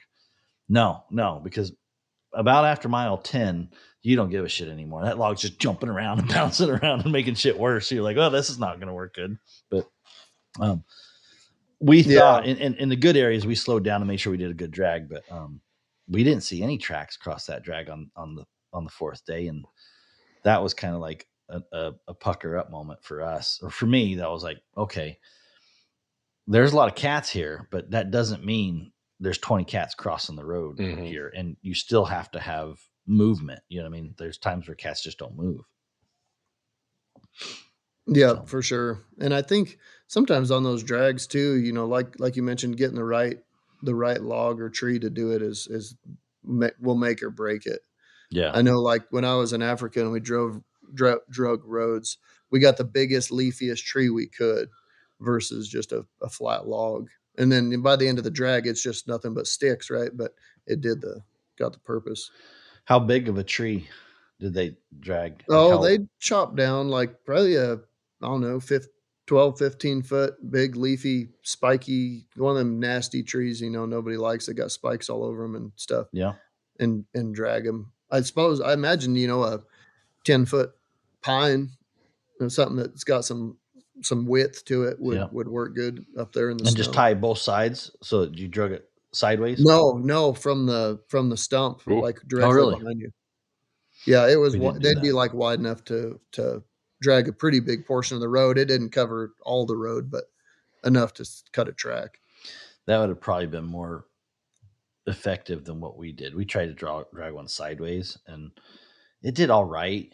I mean, it definitely cleared the middle of the truck, where between the two tire tracks, and it did what we needed, which was, did anything cross, but yeah, I was kind of thinking that too. I was like, man, I wonder if I want to drag 2 trees, one on each corner of the truck, or who knows? Your mind is just like trying to over-engineer shit to fix a problem. It's a good reminder, though, that like even in an area with lots of cats and good dogs and this, there's still challenges every time. Like it's not just a layup every time you go out, for sure. Yeah. So yeah, that was our experience, and then finally on day 5 we got snow. So it finally snowed. We kept looking at the weather, and I was like, oh yeah, we're gonna get a little bit of snow. All we need is a quarter inch, half an inch, and it would have been good. But on day 5 we finally got snow, which just gave us a reset. I mean, it was like, but it was changed. a late snow. Like, we woke up and there was maybe a quarter inch, and it was coming down pretty good, and it continued to snow till probably 11 o'clock or so, buddy, that morning. Yeah, that's when you're looking at the weather and you're trying not to be too much of a pessimist. You're like, damn it, so it never snows, and then it's just going to keep snowing until the end of the day. You know what I mean? The last day, where it's like, and it's not like a hard snow, like, Colorado, where you're going to drop 12 inches or 14 inches, but it still is enough that it covers tracks pretty good. And it was windy too. So yeah, some of those open areas, you could tell it had drifted, and which was nice because it pretty much drifted everything shut. But also, you're thinking, how many fresh tracks am I driving by now because they're covered up? Yeah, we got that same snow. Actually, I left that would have been Saturday on when you guys got that. We had that same snow. Then we caught the lynx for that other kid in camp the day before, and so I left that morning, and then they were going to go look for a lion. But same deal, right? The snow came late. It's snowing in the morning. I'm like, I'm just going to take off. Chances of him finding a lion that moved, within the last hour is pretty slim. Yep. And I got like 3 hours down the road, and I get a picture of a big old lion they'd caught. Damn it! Yeah, they had one basically cross right in front of them. So that's the name of it, though, right? If you're not out there, you can't get those opportunities. Yeah, that's what happened to me. Is we were driving up, and literally I'm cruising, and we're going through an area that's not in his guide area, and I look up in the headlights. And we see this thing hop on the road, and I'm like, oh shit, that's a lynx. You know what I mean? And I'm cruising enough, and it's slick enough that I start hitting the brakes, and I'm sliding, and this lynx is running right towards me on day 5. Like, literally, I'm trying to not kill the lynx with my truck, because I'm like sliding, and I'm trying to, he's on my driver's side tire or whatever, and I'm trying to drive a little bit to the left, but not go off the road, and try to keep my ass in and behind me, and you know what I mean? It's like, just because I was cruising pretty good trying to get up there, and as we're passing this lynx in slow motion, trying not to kill it, and it's like, that's a nice lynx, but it was out of the area, so we couldn't run that one, and I felt bad radioing Ross. It's like, Ross, you're not going to believe what just had to happen right now. I wasn't and he's surprised. Like, is it in the area? I'm like, yeah. He's like, is it before the bridge or whatever? Because that was one of our markers of the area. And I'm like, no, it's not in the spot we can run it. And so, but that didn't stop us from, Ross, you finally got on one. Yeah, I checked the road, but we drove down every day, and actually it was there was a little spur off of the main road, and I had stopped there, and I'm like, God, it's only like 100-yard stretch there before you got to turn around because it's all burnt after that. You're not going to find anything. And I pull up there, and I'm like, it ain't even worth driving down there. And the guide goes, well, right here, you might as well drive down there. Well, I'm glad I did, because right at the end of it, where I turned around, there was a smoking fresh lynx track going across. It was snowing, and there was no snow in it. And I was trying to get a hold of you on the radio, and the radios worked well out there, but also there was times, where I was on one side of a mountain and you were on the other side of a mountain, and couldn't get a hold of each other, and you didn't get back to me or whatever. And I'm like, well, I ain't waiting for Buddy's ass on this one. But I text you, I sent you an inReach message, which those aren't always super reliable either to get right away. But I got that message after I was already high-fiving you. So I knew it wasn't very big, but I'm like, man, I'm sending them, this is our best chance. So I dropped them out, and I don't know, they lined out for about 200 yards, and then I think they really did jump it, although it was just like a jumped race right from the beginning. And they whipped a couple figure eights, and they shut up for, I don't know, maybe 10 seconds. And my little bit more mature dog that I had with me, and she's been really good at catching cats. All of a sudden, she was just pounding, leaving those circles. And I turned to my cousin and the guide, and I said, yeah, this is just about over, I think. And she ran it for maybe 100 yards. The other dogs filled in behind, and then they just went right to treat. And still in my mind, I'm thinking, I'm not going to believe it till I see it. It went textbook, but never seen a lynx in a tree. These dogs have never put a lynx in a tree. Maybe them idiots maybe there's nothing in the tree, but it was a pretty exciting walk, and it was only about 250 yards off the road too, which was nice. And it was pretty incredible to see our first lynx in a tree.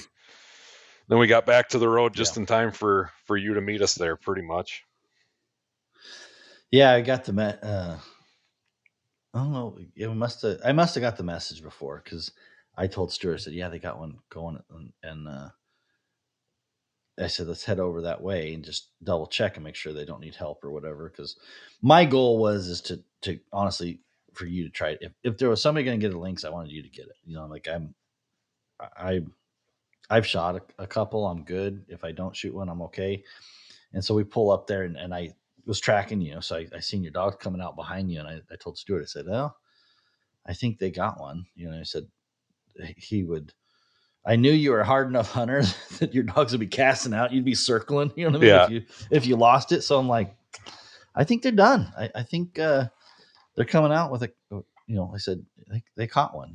I said I think they're coming out, and sure enough, we get there and you see the smile on your face, and I'm like, oh yeah, they got one. And the best part of that was when you was like, oh yeah, you didn't shoot it. Yeah, it was a small one, and that took the pressure off of me. I was like, well, if you're comfortable letting one walk in a tree, I'm like, he's at least had a good trip. You know what I mean? Like, okay, and so that was at least a moment of relief for me. That was like, all right, Ross had his cat. If he wanted to, he could have shot one. And it was a small one. Yeah, just like you said, Kody. My goal when I went there was not to. I didn't go there to kill a cat. If I went there, ran some dogs, had fun, treed, I could have left right there, and I would have been just absolutely stoked and planning my next trip out there. As it turns out, I was able to get one which was just kind of the icing on the cake. But that definitely is. Yeah, you let me turn loose with you on that one. Yeah, I waited for you that time. Yeah. No. When I got in the truck, Ross, I told Stuart, I said, that's the best outcome for me, was you catching a cat on your own with your dogs, like hands down. You know what I mean? Like, I don't, as much struggle as we had, you know what I mean? Like, I didn't want my dogs on the ground on your first cat, if possible. You know what I mean? Like, I ideally, I like when I caught my cat, I want my dogs catch my cat just so I know. Yeah, it's just that. And then that hurdle, that challenge that you got for yourself, that you just want to be able to overcome that, and know that you did it, Yeah. Or you can do it. And what kind of dogs did you run? What kind of dogs do you like? I have blue ticks. My family's been breeding blue ticks for over 40 years now. That was a struggle, Kody. That was when he shows up with a box full of blue ticks. I was like, damn, this is gonna be tough. I'm just kidding. No, yeah, my family's been breeding blue ticks for over 40 years. So all the dogs that I got in my yard, I hunted their grandpa, their grandma. I mean, you name it. Well, I had a mom, and then two of her pups were 3 of the 4 dogs I had. So it's just, yeah, it's cool. And I killed a lion over my dogs, and obviously bobcats. So this was the third one I need for my cat slam, and it was yeah, it's pretty cool. Heck yeah, that's really cool. Kody, what dogs do you got? Or question. Yeah, I got a little bit of a mixed pack, but one common theme is I run quite a bit of running dogs. So I've got some straight running dogs, and then some crosses, half tree and half running that I've got from Mike Kemp that I really like. And yeah, so that's what I like to hunt, and that's what I brought up there. Okay, cool. And then so the next part of that is we caught your cat that we ended up taking, and so Ross calls me and he says, "I got a track up here." Actually, I think I'm pretty sure I just said, "Buddy, get your ass down here," and you knew exactly what it meant. You're like, "I'm on my way." Yeah, he said, "Get up here." And so we're on there. I was like, "All right, we better go." We weren't too far behind, and you give me the kilometer marker, so we head up there, and there's a decent track there. You know what I mean? Right crossing the road, and it's heading right in this blowdown. And I'll be honest, I was a little bit anxious of my last experience of the way my dogs ran across blowdowns, and I had to call them back. You know what I mean? Like when they line out across that blowdown, they're normally going to another area, you know, and so in the back of my mind, I was like, oh shit, this could be another one of those situations because the way the cats look going, you know, you're like, oh, okay, we can.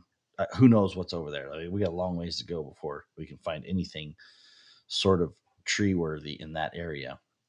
And so I think looked at you and we were like, oh, we're just going to dump them. So we just dumped the boxes, mixed the packs, and they took off. And you know, you can see them crank up in that blowdown. And I was like, yeah, we're going to get this one going pretty good. And I think even we dropped Stewart's dog. So I don't know, we had 11 dogs. This is the last day. I was like, whatever, you know what I mean? Like we could screw it up or not screw it up, but we brought some dogs to run.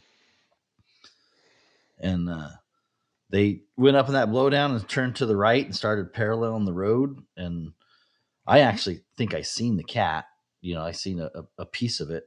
You know, something that caught my eye, and I told you, I said, I think I seen the cat through the little opening. Of course, the dogs went right through that spot, and it crossed the road, went through, and went through another little draw on a drainage, and it was like you said, it was just on fire. Those dogs were just screaming up there.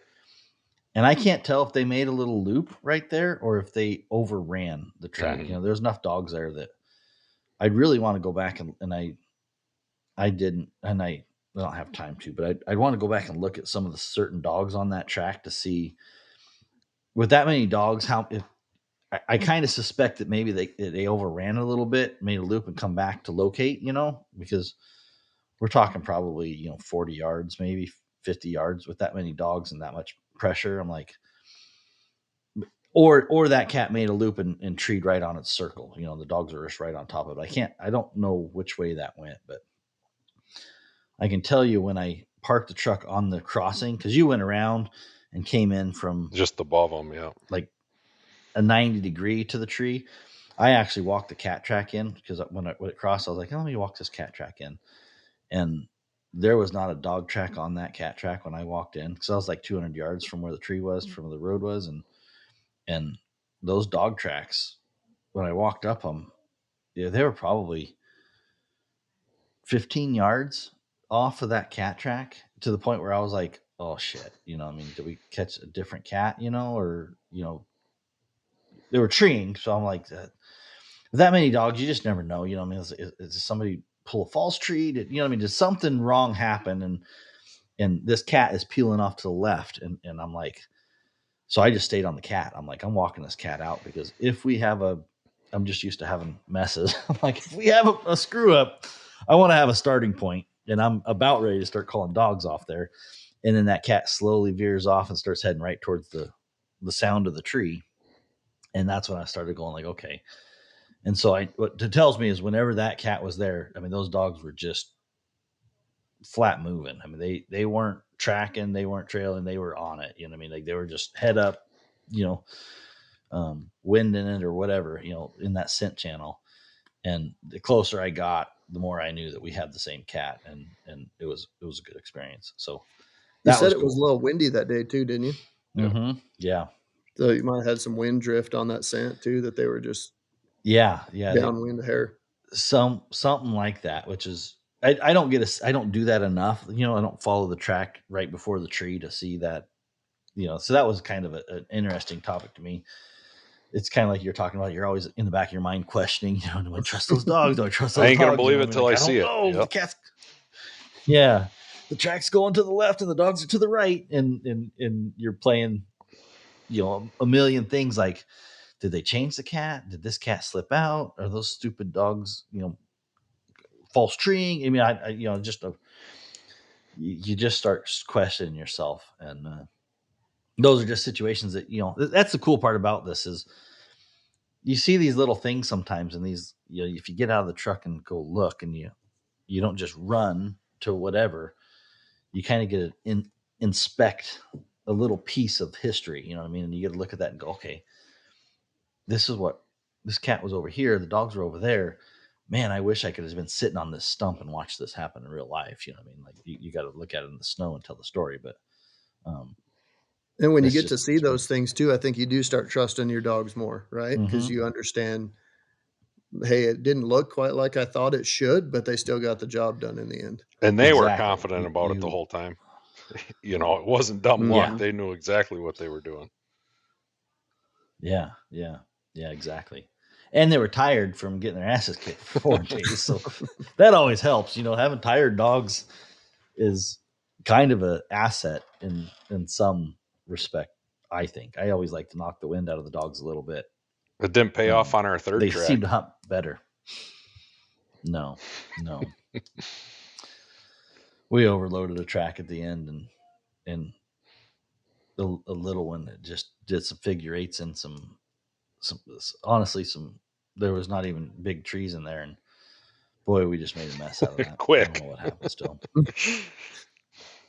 Dang sure happened. That's one thing. It seems like, I don't know if you guys have the same experience, but you got to pay for it one way or the other, right? Like you're either going to get your ass kicked and then you'll get one to go like it should, or you're going to get one that goes like it should. The next one's going to kick your butt. Yeah. So a lot of guys ask, and I want each one of you to give your thoughts on it. So what is, if somebody's like, I want to go lynx hunting, right? What do they run like? What are you going to tell somebody with their dogs? I'll start with you, Ross. Ross, what would you, if somebody said, hey, I really want to go catch a lynx, what kind of dogs do you think they should have? Traveling, you had a good thing, but what are some key things, takeaways that you would ask them? Well, I think, I would say cats in general. If you're a guy that just runs bears and just runs bears and doesn't run cats, and your dogs aren't used to that tight circling, you're probably going to struggle.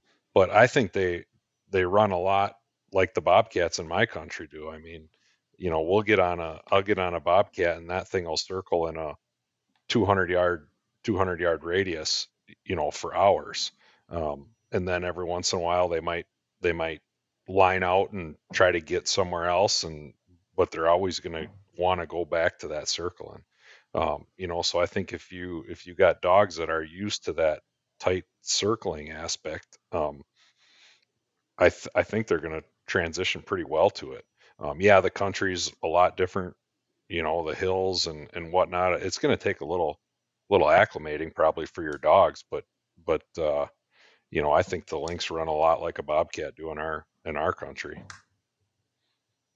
Okay. Kody. I would totally agree with Ross. If I was going to compare them to anything, it'd be a bobcat. And I think bobcats run somewhat differently in different parts of the country. Here we have a lot of rock piles that we hunt those bobcats in, so it's constant. Circling, ducking, diving into places the dogs can't go, and they got to figure out, use their brains to get around where they should be. Obviously, with these lynx looping and circling like a bobcat, that's very similar, but navigating that blow down too. Some of them cats can run on blow down and never touch the ground. That being said, though, I would definitely use one that's got some speed and some brains. But depending on the type of tracks you're running too, obviously you need plenty of nose power. We had to have some cold nosed dogs to get those cats started without good snow. Yeah, I'd agree with that. and you guys have said the circling and the things, and I think the turns. So when for me, when my question for you is when they overran that track, they can overrun it, but they got to fix it fast, and that's where I see the Lynx get caught, is when the dogs turn. I think the Lynx is not used to dogs making the turns. You know what I mean? So a lot of dogs don't make those turns. I remember the big cat that we caught. I told Stuart, it did a little J hook, and people ask me what they run like, and I go, well, they can run like an easy bobcat, or it can run like a hard bobcat. You know what I mean? I've had them just go up, and I don't know if it's the dogs that make it easy, because when you say you're running down that road, you don't know if that cat was on that road or if those dogs just were driving right that day, and they hung when that cat hung right. Those dogs were like, they didn't give it that 100, 200 yard extra. And so that cat was like, oh shit, they're right here. You know what I mean? Where he was used to being like, and he's going to slip across the road behind the dogs, and your dogs didn't give him that opportunity. I don't know if that's what happens or not. Sometimes I wish you could have a collar on the cat and the dogs. I've seen it with Bart with lions, but lions are just so different than small cats. And I've seen lions do that in that study with Bart, where we had a lion that would duck in and the dogs would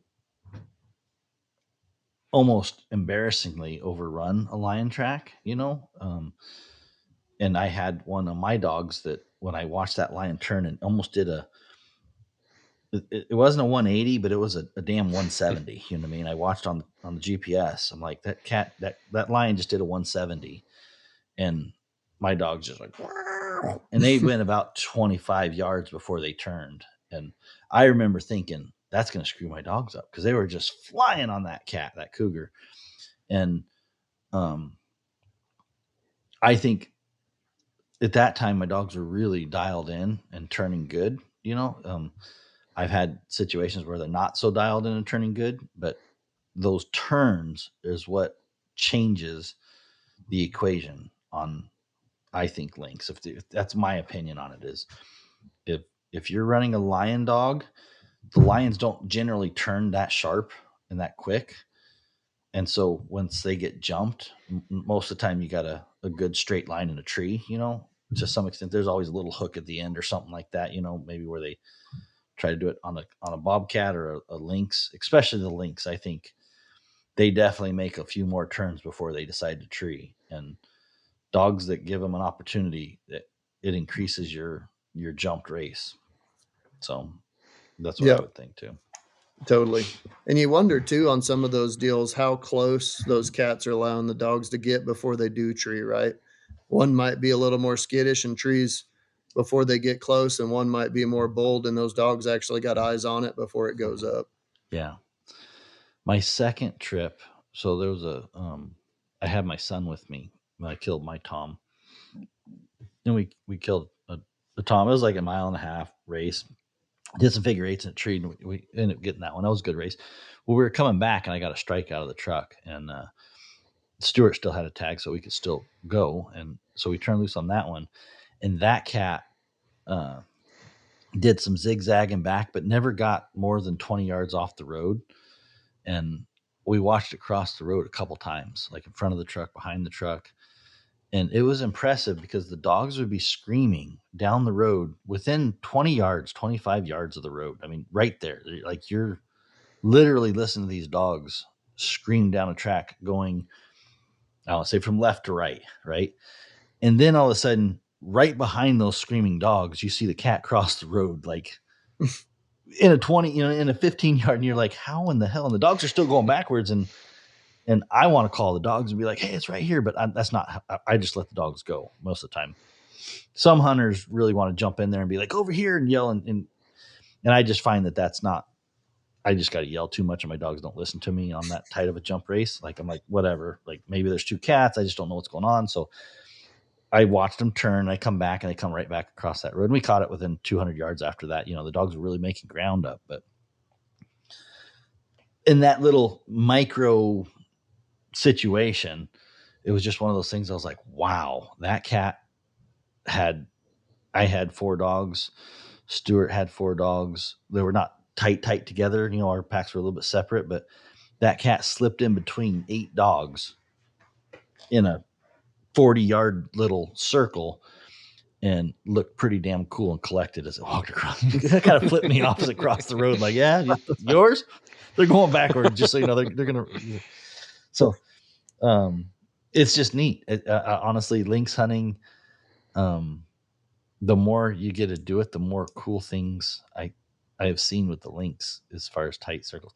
You know, a cool thing, and I probably shouldn't, I don't want to say this, but a couple guys from Montana are up there right now. They got to watch the lynx kill the rabbit, and then they caught the lynx. Yeah. How cool is that? How does that even happen? Were they surely they weren't trailing it when it killed the rabbit? No, I think they were just drove down the road and there's a rabbit or something. The lynx jumps. I'm not sure. I haven't heard the full story. It's just all on inReach messages. But basically, yeah, I got a message, Stuart. Yeah, 2 of 2 is done. They're done. A couple guys from Montana, which I'm not saying their names because I don't know if they want. I don't like talking about people's unless they actually give me permission. But anyways, the short inReach message I got was, watched it kill the rabbit, then we caught the lynx. Wow, that's cool. I just told Stuart, I said, how much for that experience? Like, how much do I got to pay for that to happen? Oh, I got a crappy guide. You just need to stay up there and hunt with them all Yeah, season. You could see how it would happen. I mean, you almost saw that, with that lynx on the road, and he was likely after a rabbit, but yeah, he probably was. Yeah, because he jumped out. He was definitely kind of like loping out, looking for something or running after something. So,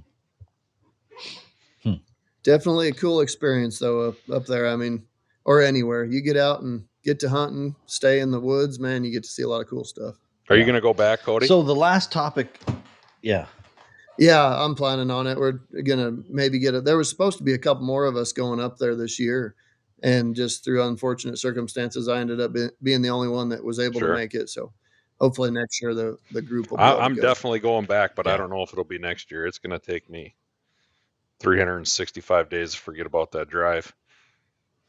At least long enough that I'm going to be too late for getting my deposit in for next year. But man, that's understandable. After being home and watching the videos and looking at the pictures again, I'm like, you know what? I could probably go hop in that truck right now and be back there in a few days. Mm-hmm. They need to get a jet so somebody can take the dogs and then, ride the jets. I really want like a W jet that I can just roll my truck in and just like truck everything. That's what I really want. I'll never make it, but man, if I had a dream, if I ever won $1 billion, you would know. It was just like my truck would roll into the back of a C-36, whatever the military jets are. You know what I mean? I'd be like, roll one of them in, strap it down, dogs, and there'd be a big old C, whatever those big things are that carry my truck. I already got. So you're saying you wouldn't tell anybody, but there'd be signs. Yeah, exactly. I already got feelers out for somebody that's willing to take my truck and dogs up there, and I'll hop on a plane and meet them. Yeah. So if a guy, here's the last topic I want to touch on is there's an aspect that, and I don't know how many guided hunts have you been on, Kody? Not many in my life. I was guided in Africa, obviously, when I went there earlier this year. And before that, I mean, the last guided hunt I was on was 15 years ago, maybe. Yeah. What about you, Ross? I don't know that I've ever been on a guided hunt, to be honest with you. I've done some guided fly fishing trips in Montana.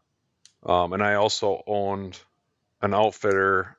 I was a partner in an outfitter in Montana for several years with one of my friends out there. So I, had a pretty good feel of how the whole guiding and outfitting gig rolls. And I had not either. So the technicality of going on, if you're a hound guy and you're like, man, I want to go on a lynx hunt, you have to have a guide to do it in Canada. And so anywhere. I want to touch on that a little bit. If you want to go lynx hunting, the only place you can go is British Columbia. in North America. Oh, really? Well, maybe Alaska, but I'm not even sure about Alaska. But British Columbia is the only place that you can hunt lynx. There are other provinces in Canada you can trap them. Yeah, with dogs. Other provinces in Canada you can trap them and whatnot, but that's the only place. And like as you said, buddy, you need to hire a guide. Yeah. Or I think there's with family and like I've known some people that have family or whatever and can. I don't know the technicalities on that stuff. But yeah, assuming, and that's a challenging thing. It was for me especially because the first time I went, hound guys we're not guided. We're not guidable. That's the best way to. Stuart, every time I get there, he goes, "Rule number 1, buddy, listen to your guide." And I'm like, I suck at that rule, and Stuart, like I really do. We're just not guidable. Like we're stepping into a world that is different for hunters. As houndsmen, we normally run the ship. We're the boss. The dogs listen to us. We're trying to help, and we are essentially the guides in our realm of the world. You know what I mean? So that is challenging, and I don't know what your experience, Kody. I'd probably talk to Kelly and be like, how was Kody? You know what I mean? Because when things happen with the dogs, we're really comfortable in the woods. You know what I mean? Like it and a good. I'll give you a good story on my first hunt when I didn't quite fully understand it. Was me and Don were up there and Stuart and his guide, and so we were hunting and the dogs just were trailing down and they were just cold trailing, but me and Don just hopped on my truck and we're like, let's go on this other point and listen to them from here, and um, that was a big deal to them because now we're up there without a guide. You know what I mean? Even though we're in the vicinity, but because we hopped in my truck and we just took off. We were just like, oh, let's go over to this corner and listen to them because that's what we would have done in Oregon. If you come here in Oregon where we're hunting, dude, if you're sitting there BSing on the road, like, or listening, me and Don are like, yeah, the cat's going this way. Let's go over here. So we hop in there and you got a truck. We're not leaving you, but we're not going to be like, hey, Kody, could you get my truck? Well, like, or I'm not going to tell you, shut up. I'm going to be like, I'm just going to take off and you're going to learn either to stop talking or keep up with me. And so anyways, that little situation, and Stuart was cool about it. He didn't even chew me out at the time, but I learned the more I've been around him that was a really uncomfortable situation for him because if a conservation officer would come up that point, they would have been like, where's your guide? And you're 2-on-1, so you can't have more than 2 hunters per one guide. And so because we both had Lynx tags in our pocket, the technicalities, he's just like, you can't do that. And it was a situation where Don was just going to walk into the dogs to go see what the hell was going on because we were like, this is bullshit. This, one of them situations where you're looking at your dogs and you're going, what the hell are you guys doing? Like, figure this shit out. This is not how we act. And I remember Stuart told him, get your pack on and get in there. You know what I mean? And he told the guide that. And I had happened to be just in the vicinity to hear Stuart tell his guide that he was like, you need to get in there and get in with that hunter right now. And that was the moment that I realized, okay, after some reflection, that it's challenging for a guide to take houndsmen with them. You know what I mean? Because we are hard-headed. We know what we're doing. We get emotional about our dogs. When things go wrong, we may throw a little fit and climb in there and be like, you dogs, blah, blah, blah, because we're running the ship. We want to catch that cat. And that's a big pressure to a guide to try to outfit somebody like that. Whereas normally it's just some rich lawyer that's like, whatever you tell me to do, I'll do. They don't have a clue. But we go in there with a whole different set of tool sets and a different mentality. So I want to just touch on that. I just talked a lot about it, and I don't know what your experience, Kody, was, or if you even thought about that before you went. But well, yeah, I honestly was that whole deal. I didn't even know that you had to have a guide in BC as a non-resident. I was basically going to hunt with Kelly because we know each other, right? Yep. But that is, you're totally right, the legality of it. And they're a lot stricter there than we are here in the States, right? So if I'm guiding somebody here and I tell them, hey, I need you to walk over here and I'll meet you here, whatever it is, right? the whole time we're out, they're under my authority, and I can tell them to do what this and that and what I want. But up there, that's something I realized too, is basically you have to be within eyesight of your guide at all times. The Canadian, they call them COs. What'd you say? Conservation officer. Conservation officer. Yeah. Yeah. They said if you get caught without your guide, basically within eyesight, you guys are in bad shape. Yep. And you won't be hunting in Canada no more. One of the things is if you get a ticket, you won't hunt in Canada, and that guide could lose his license. Yeah.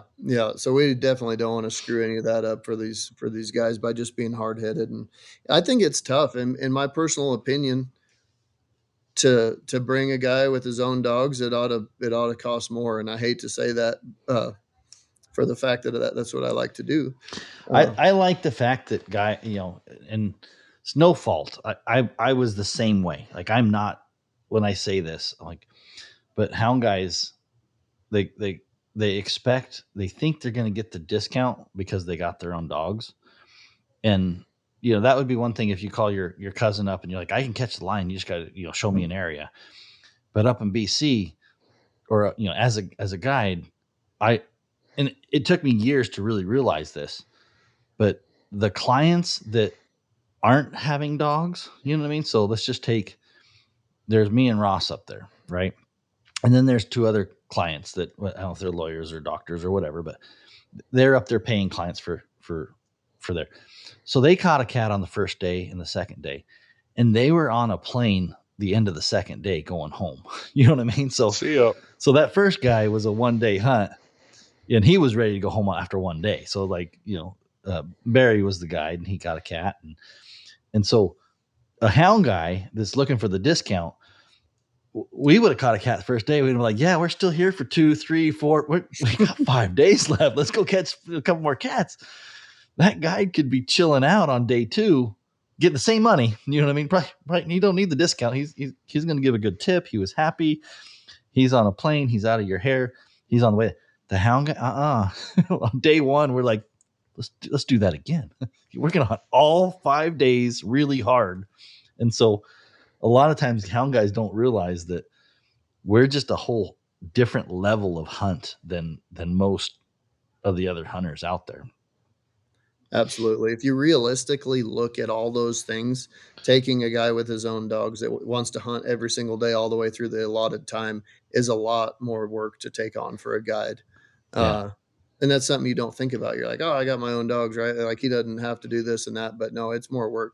I know personally, like I would struggle with somebody I didn't know wanted to come hunt his dogs, and I've got to basically follow this guy and his dogs around and hope it's not a shit show. That's exactly what I was just going to say. I mean, I guide some guys on bobcat hunts and whatnot here. And if I had somebody that wanted to come and bring their own dogs and I had to ride with them and leave my own dogs at home, I'd be like, there ain't enough money in the world, buddy. Like, I am not zero chance. I'm going to go do something else. I'm not wasting my time doing that. So, and most of those guides have their own dogs, I mean, they have to because, they just have to, and I wouldn't want to do it if I were them.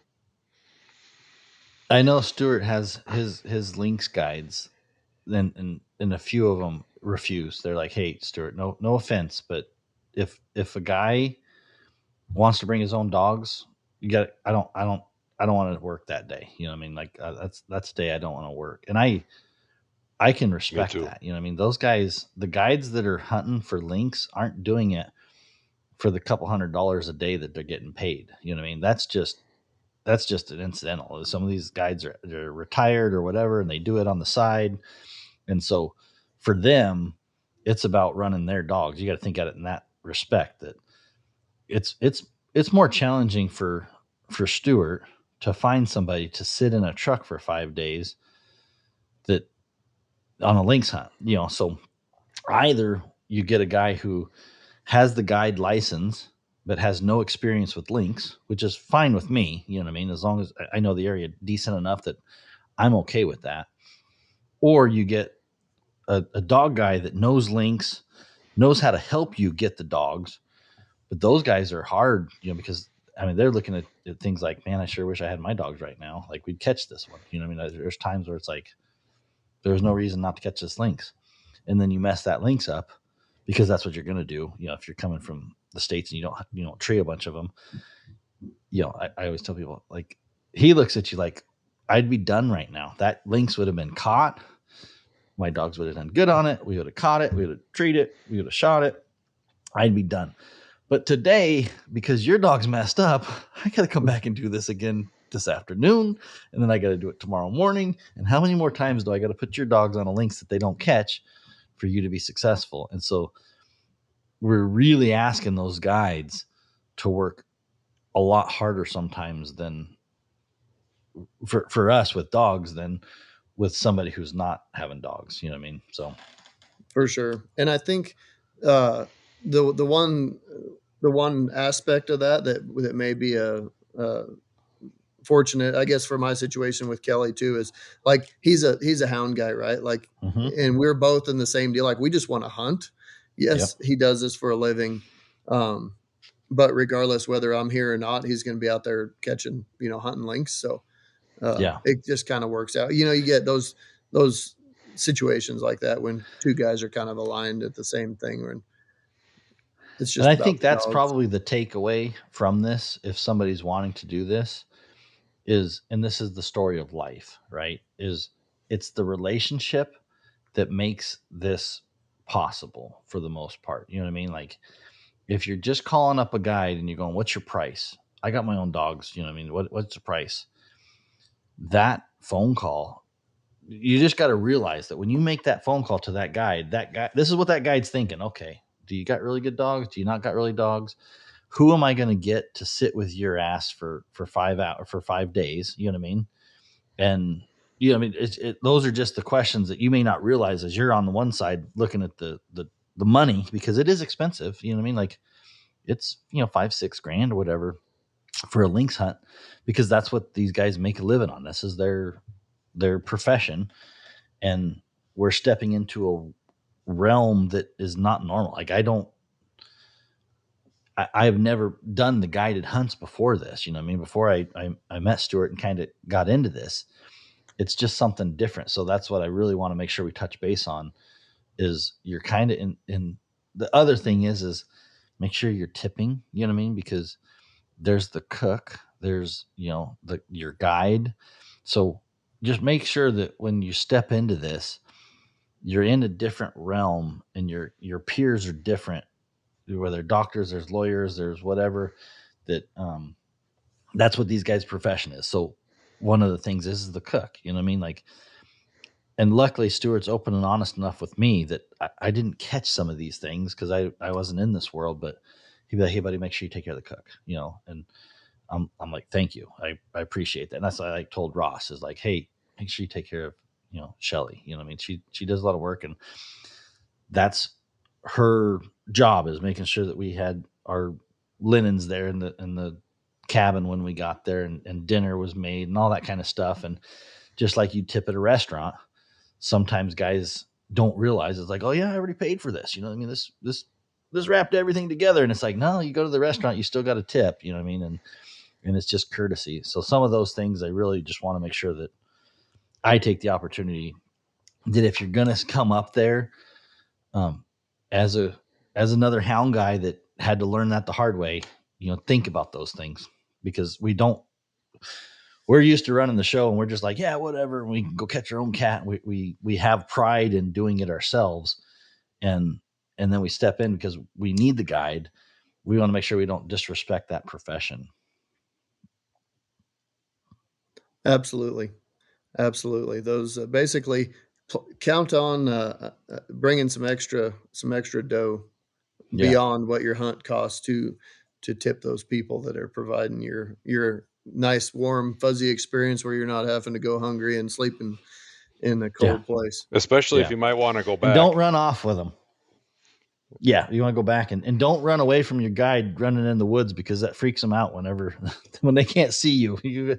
Not because they're worried about you, but because they're worried about their own job and losing their guide license. Kody, so let me ask you, what was your what happened to your cat after you got it? As far, what's the process for you getting that home and stuff like that? Yeah, honestly, they're handling most of it up there. I don't know the process as far as getting the CITES permit and everything for shipping it, but they'll handle that paperwork. We skinned it and salted it. They'll get the CITES done. They have a inspection like we have to do with our lions and bobcats here too, and then it'll ship to the taxidermist. I assume that's probably same deal. Or did you leave yours up there? Yeah, that's pretty much the same deal for me. I think Stuart must have a taxidermist, like a local guy there that he works with, that's actually going to do the skinning and salting and all that, and then he'll ship it down. He'll ship it down to my taxidermist, and once again, all that, that wasn't included in it either. So I just want, make sure. I want people to realize that if they think they're going to go up there, whack a cat, tie it to the back of their truck, and head home, that's probably not going to happen. There's probably going to be a process involved that'll cost you a little bit more money. Yeah, that's a really good point, Ross. Is ask about that process of what taking care of the cat, those types of things. Is that included? Is it not? Does he have, so Stuart has a process. I don't know what Kelly's process is, but making sure that they know that process is, and I'm the same way. I don't want to deal with this. It's kind of like taking your DUI friend up there. I don't want to get up to the border and be like, oh yeah, you can't come in. The last thing I want to do is show up with a cat at the border and be like, you don't have your paperwork affairs. And I know, I don't know who you're having to, but I was talking to Phil Soucy. He came out here fishing with me, and we had just been talking, and he had to go up and he'll go pick up a bunch of cougars and lynx and stuff and cats from Canada, and he'll import them, across and do the CITES permit. And he says sometimes that is just a lot of time. It'll take him, 10 hours because he's got to get this paperwork and that paperwork and call this, office or whatever. And I don't want that. Like, I don't want that at the border for them to be like, well, do you have this paperwork? And I'm like, no. And then you're stuck. You have this lynx with you. You can't take across. You can't leave it. So I don't know what the process is. I'm not saying you can't do it, but for me, the risk is pretty dang high to get stuck at the border in a paperwork mess that is not done by people who do it all the time. Like that's where I'm like, yep, I'm out. Mm-hmm. It's like the moral of the story this whole time: be squared away. Make sure your I's are dotted and your T's are crossed. Yep. Well, I think we've covered. Is there anything that you guys? At some point, Kody, I want to get you back on. I want to talk about that leopard hunt. We got 2 hours, so we probably should wrap this up. But I want to talk about your leopard hunt. And the last thing I want to just a real quick question on is you've done. Give me your history, your career history, and when did you get into dogs? Just the short rundown. And I want to know what you think is a positivity out of your career. Yeah. The quick rundown is I've been a cowboy bull rider my whole life. I was a professional bull rider, had a successful career, won a world title, and during that time started hunting lions and bobcats with friends of mine that had their own dogs. But I was always on the road, so I never had any of my own.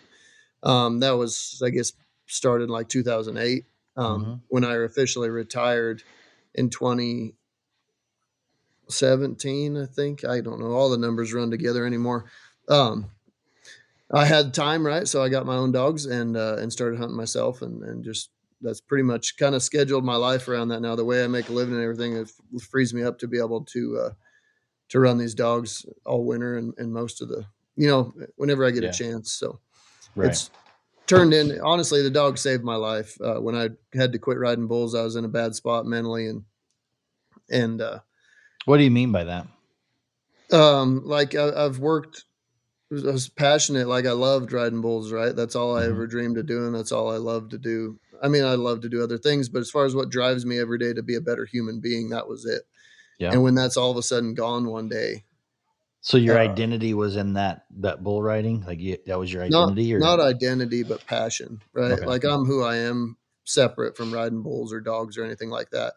But there's those things like our desires, right? I feel like always kind of give us a direction for the purpose of our lives. And it had always been it always been bull riding, and then to an extent it still is, because I'm still coaching the professional bull riders teams, which is another story that they just started a couple of years ago. But being able to dive into something like that with the dogs that's challenging physically and mentally, there's always something to get better at. You've never actually perfected anything. There's always another level.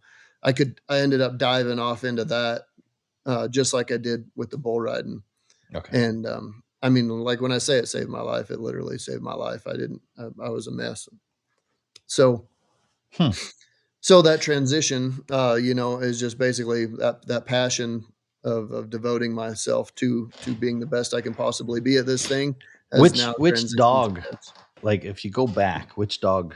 I always ask people, and so you're fairly green in the dogs as far as like what 6 years? I don't know, which I don't mean that negatively, but the old timers I always say, what one dog? Like what dog was it that started to that changed you? Um, Man, honestly, I got to go way back, because I've raised working dogs my whole life. Me and my dad raised Chesapeakes for hunting waterfowl when I was a kid, and then I raised cattle dogs for quite a few years, and then now it's just hounds. But we had a dog when I was little bitty named Hannibal that that was just a big, stout, smart, working son of a gun, and he was so, just the definition of a working dog, right? Like he loved his job so much that's what fascinated me with working dogs, was that first dog that I remember us raising, that Chesapeake. Yeah. And since then the fascination with working dogs has just stuck. Yeah.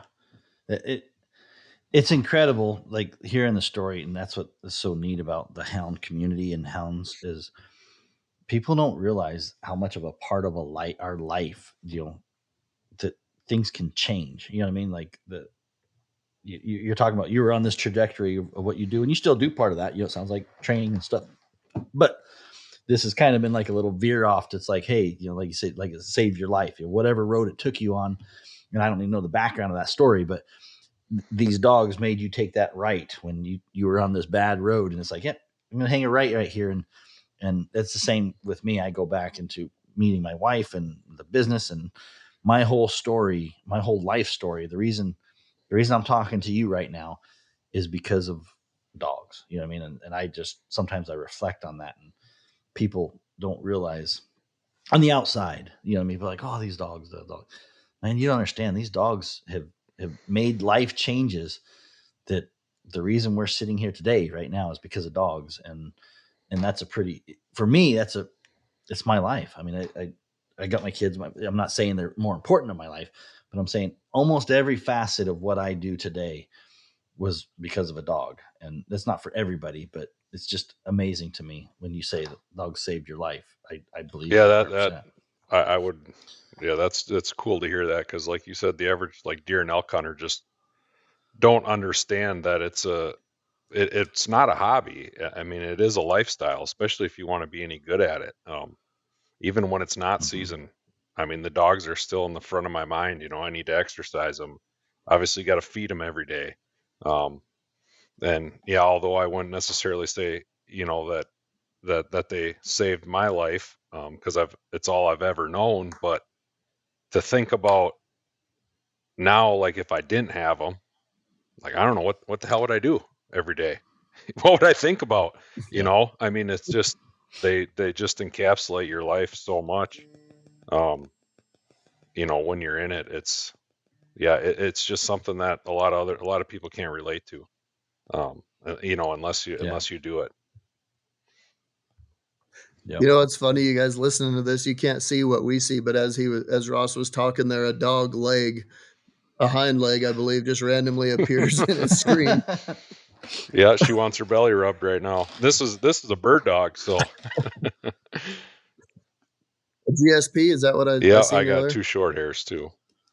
So Nice. My wife is trying to get me into more of the bird dogs, and she likes hounds, but because it's more engaging on the hunt, you know what I mean, and messing with this Brittany we got and hunting, it's fun, but it's for me, there's still no comparison to the hounds. You know what I mean? Like I love the mountains and the hounds, and the challenge, I think, is what's really cool for me. But yeah, those bird dogs are as a whole different game. Mm-hmm. So. Any working dog is cool, but I think the wildlife related working dogs are the best. And so that Chesapeake, was that just like your buddy? I mean, you just have a strong connection that's where you bonded with a dog, and you when you got back into it, you just enjoy dogs. I mean, yeah, I mean, I just like everybody, right? Everybody likes dogs and stuff, but that particular dog, I just remember the single mindedness and the passion. It was like, like we all are familiar with a dog just being obsessed with his job. Mm-hmm. But that was at a young age, the first time I realized like that's all this dog wants to do. Yeah. And that's and really like that's how I approached riding bulls. And maybe that's why I relate to the working dogs like I do, because like I can see that in them, that passion, that single mindedness to do whatever it takes to accomplish the goal. I'm guessing in the bull riding, I mean, you're a coach, right? So I don't want to take your free advice, but I have no desire. I'm like, oh, yep, pass it. I'm out. Maybe there was one time I would have been like rough myself up and say I'm going to hop on one to do it, but now I'd be like, yeah, I'm not going to hurt myself. But is that single-minded? Like, is that a key? What's the number one thing on a bull? Like, if you're going to tell somebody, I mean, what's the challenge on the bull? What's the biggest challenge? Oh, there's 1,000 of them, but the biggest thing I feel like is desire, right? Like you want to be there. Mm-hmm. You want to be there. And that desire goes hand in hand to how bad a guy wants it, right? I feel like in sport, especially like a dangerous sport like bull riding, you have to be willing, you have to love it enough to be willing to die for it, to be as successful as you can possibly be. I mean, to reach your pinnacle, you've got to be willing to accept that consequence. I see that. Yeah. I see that in these good dogs too.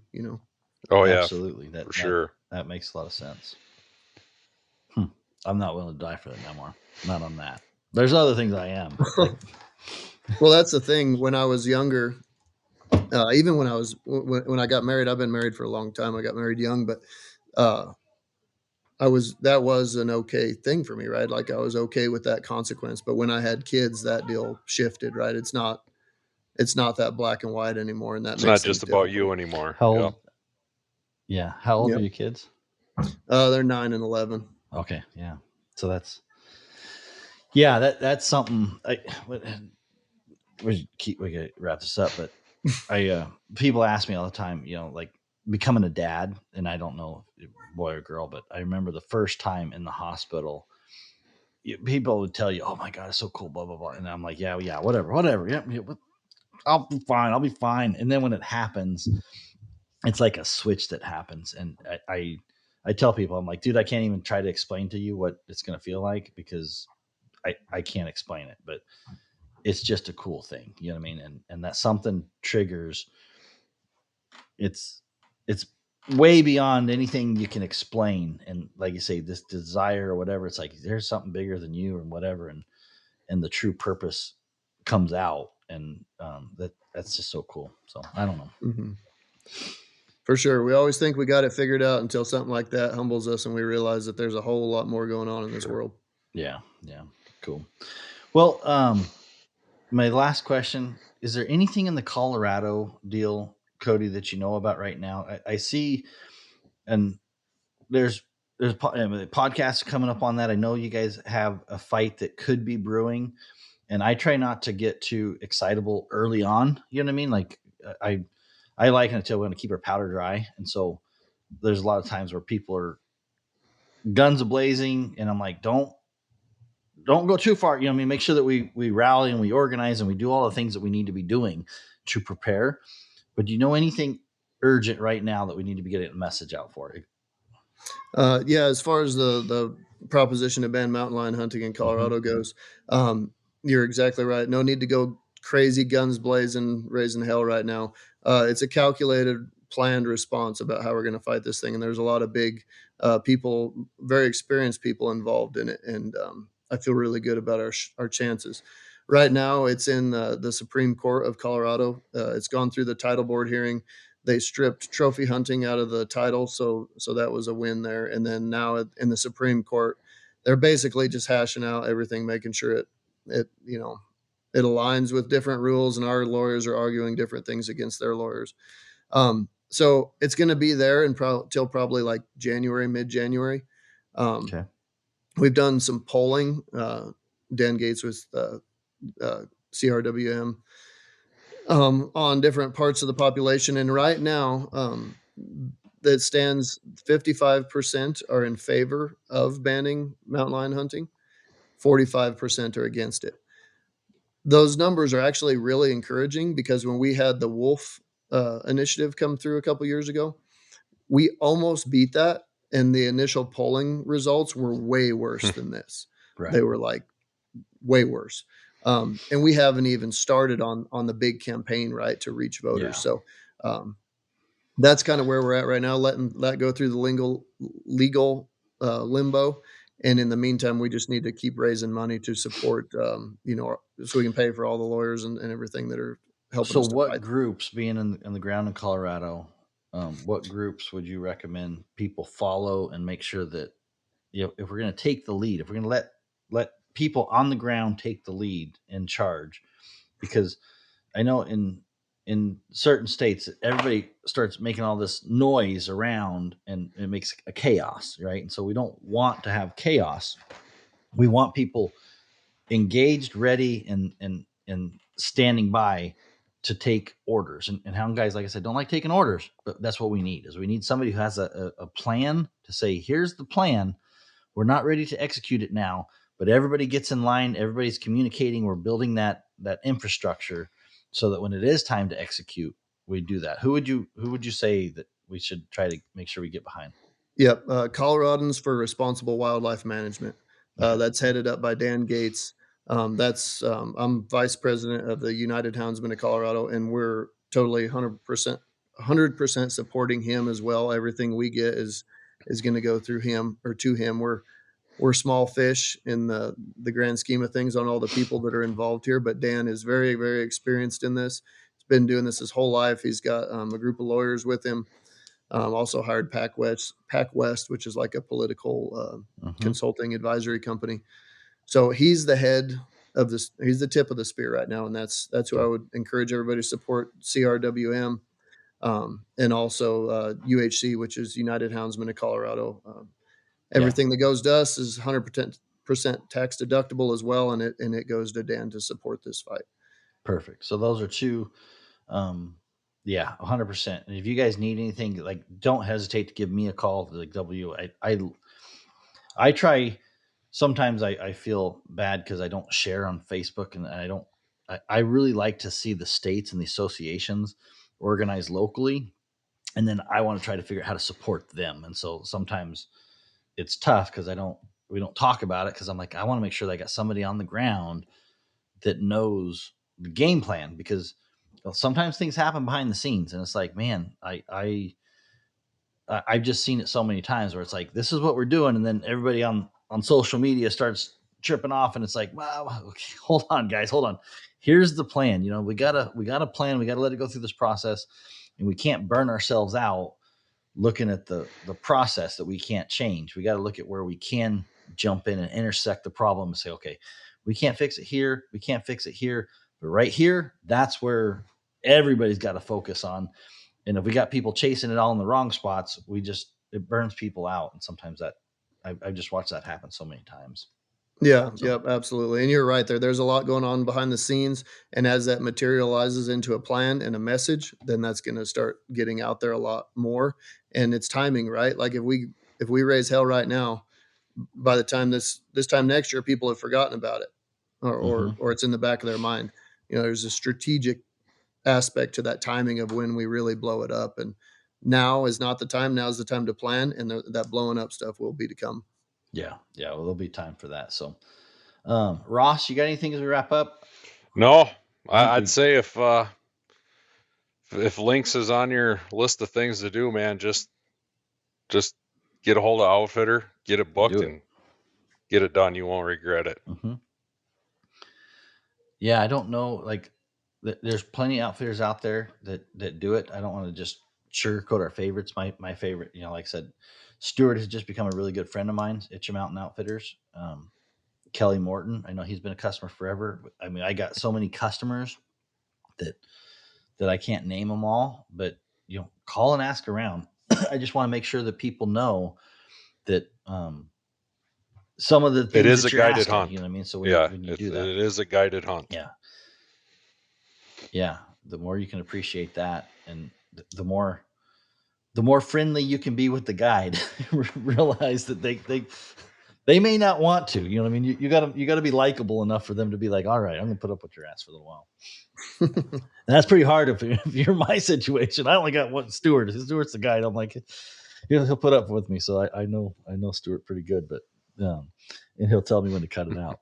Rule number 1: listen to your guide. Yep, definitely worth the experience, and highly recommend it. All right. Thank you, guys. Kody, we're gonna have to do it again sometime. I want to hear about that leopard hunt. We're running out there, but let's do it again. I want to hear some more about that leopard hunting. Are you gonna go back to that? Are you gonna go back there? Or yeah. We're actually coming up with a plan now to try again and maybe bring in some more exposure over there for the benefits of hunting leopards. You, if anybody doesn't know, you did a podcast. It was at Houndsmen XP is where I heard that, I think, right? So you can go back and listen to Kody on Houndsmen XP. You talked a little bit about that leopard. I got to chat with you a little bit offline and ask you some pointed questions, and maybe good, bad, or indifferent. I'd have some questions about it, but we'll save it for the next podcast. Sounds good. Anytime. See you guys.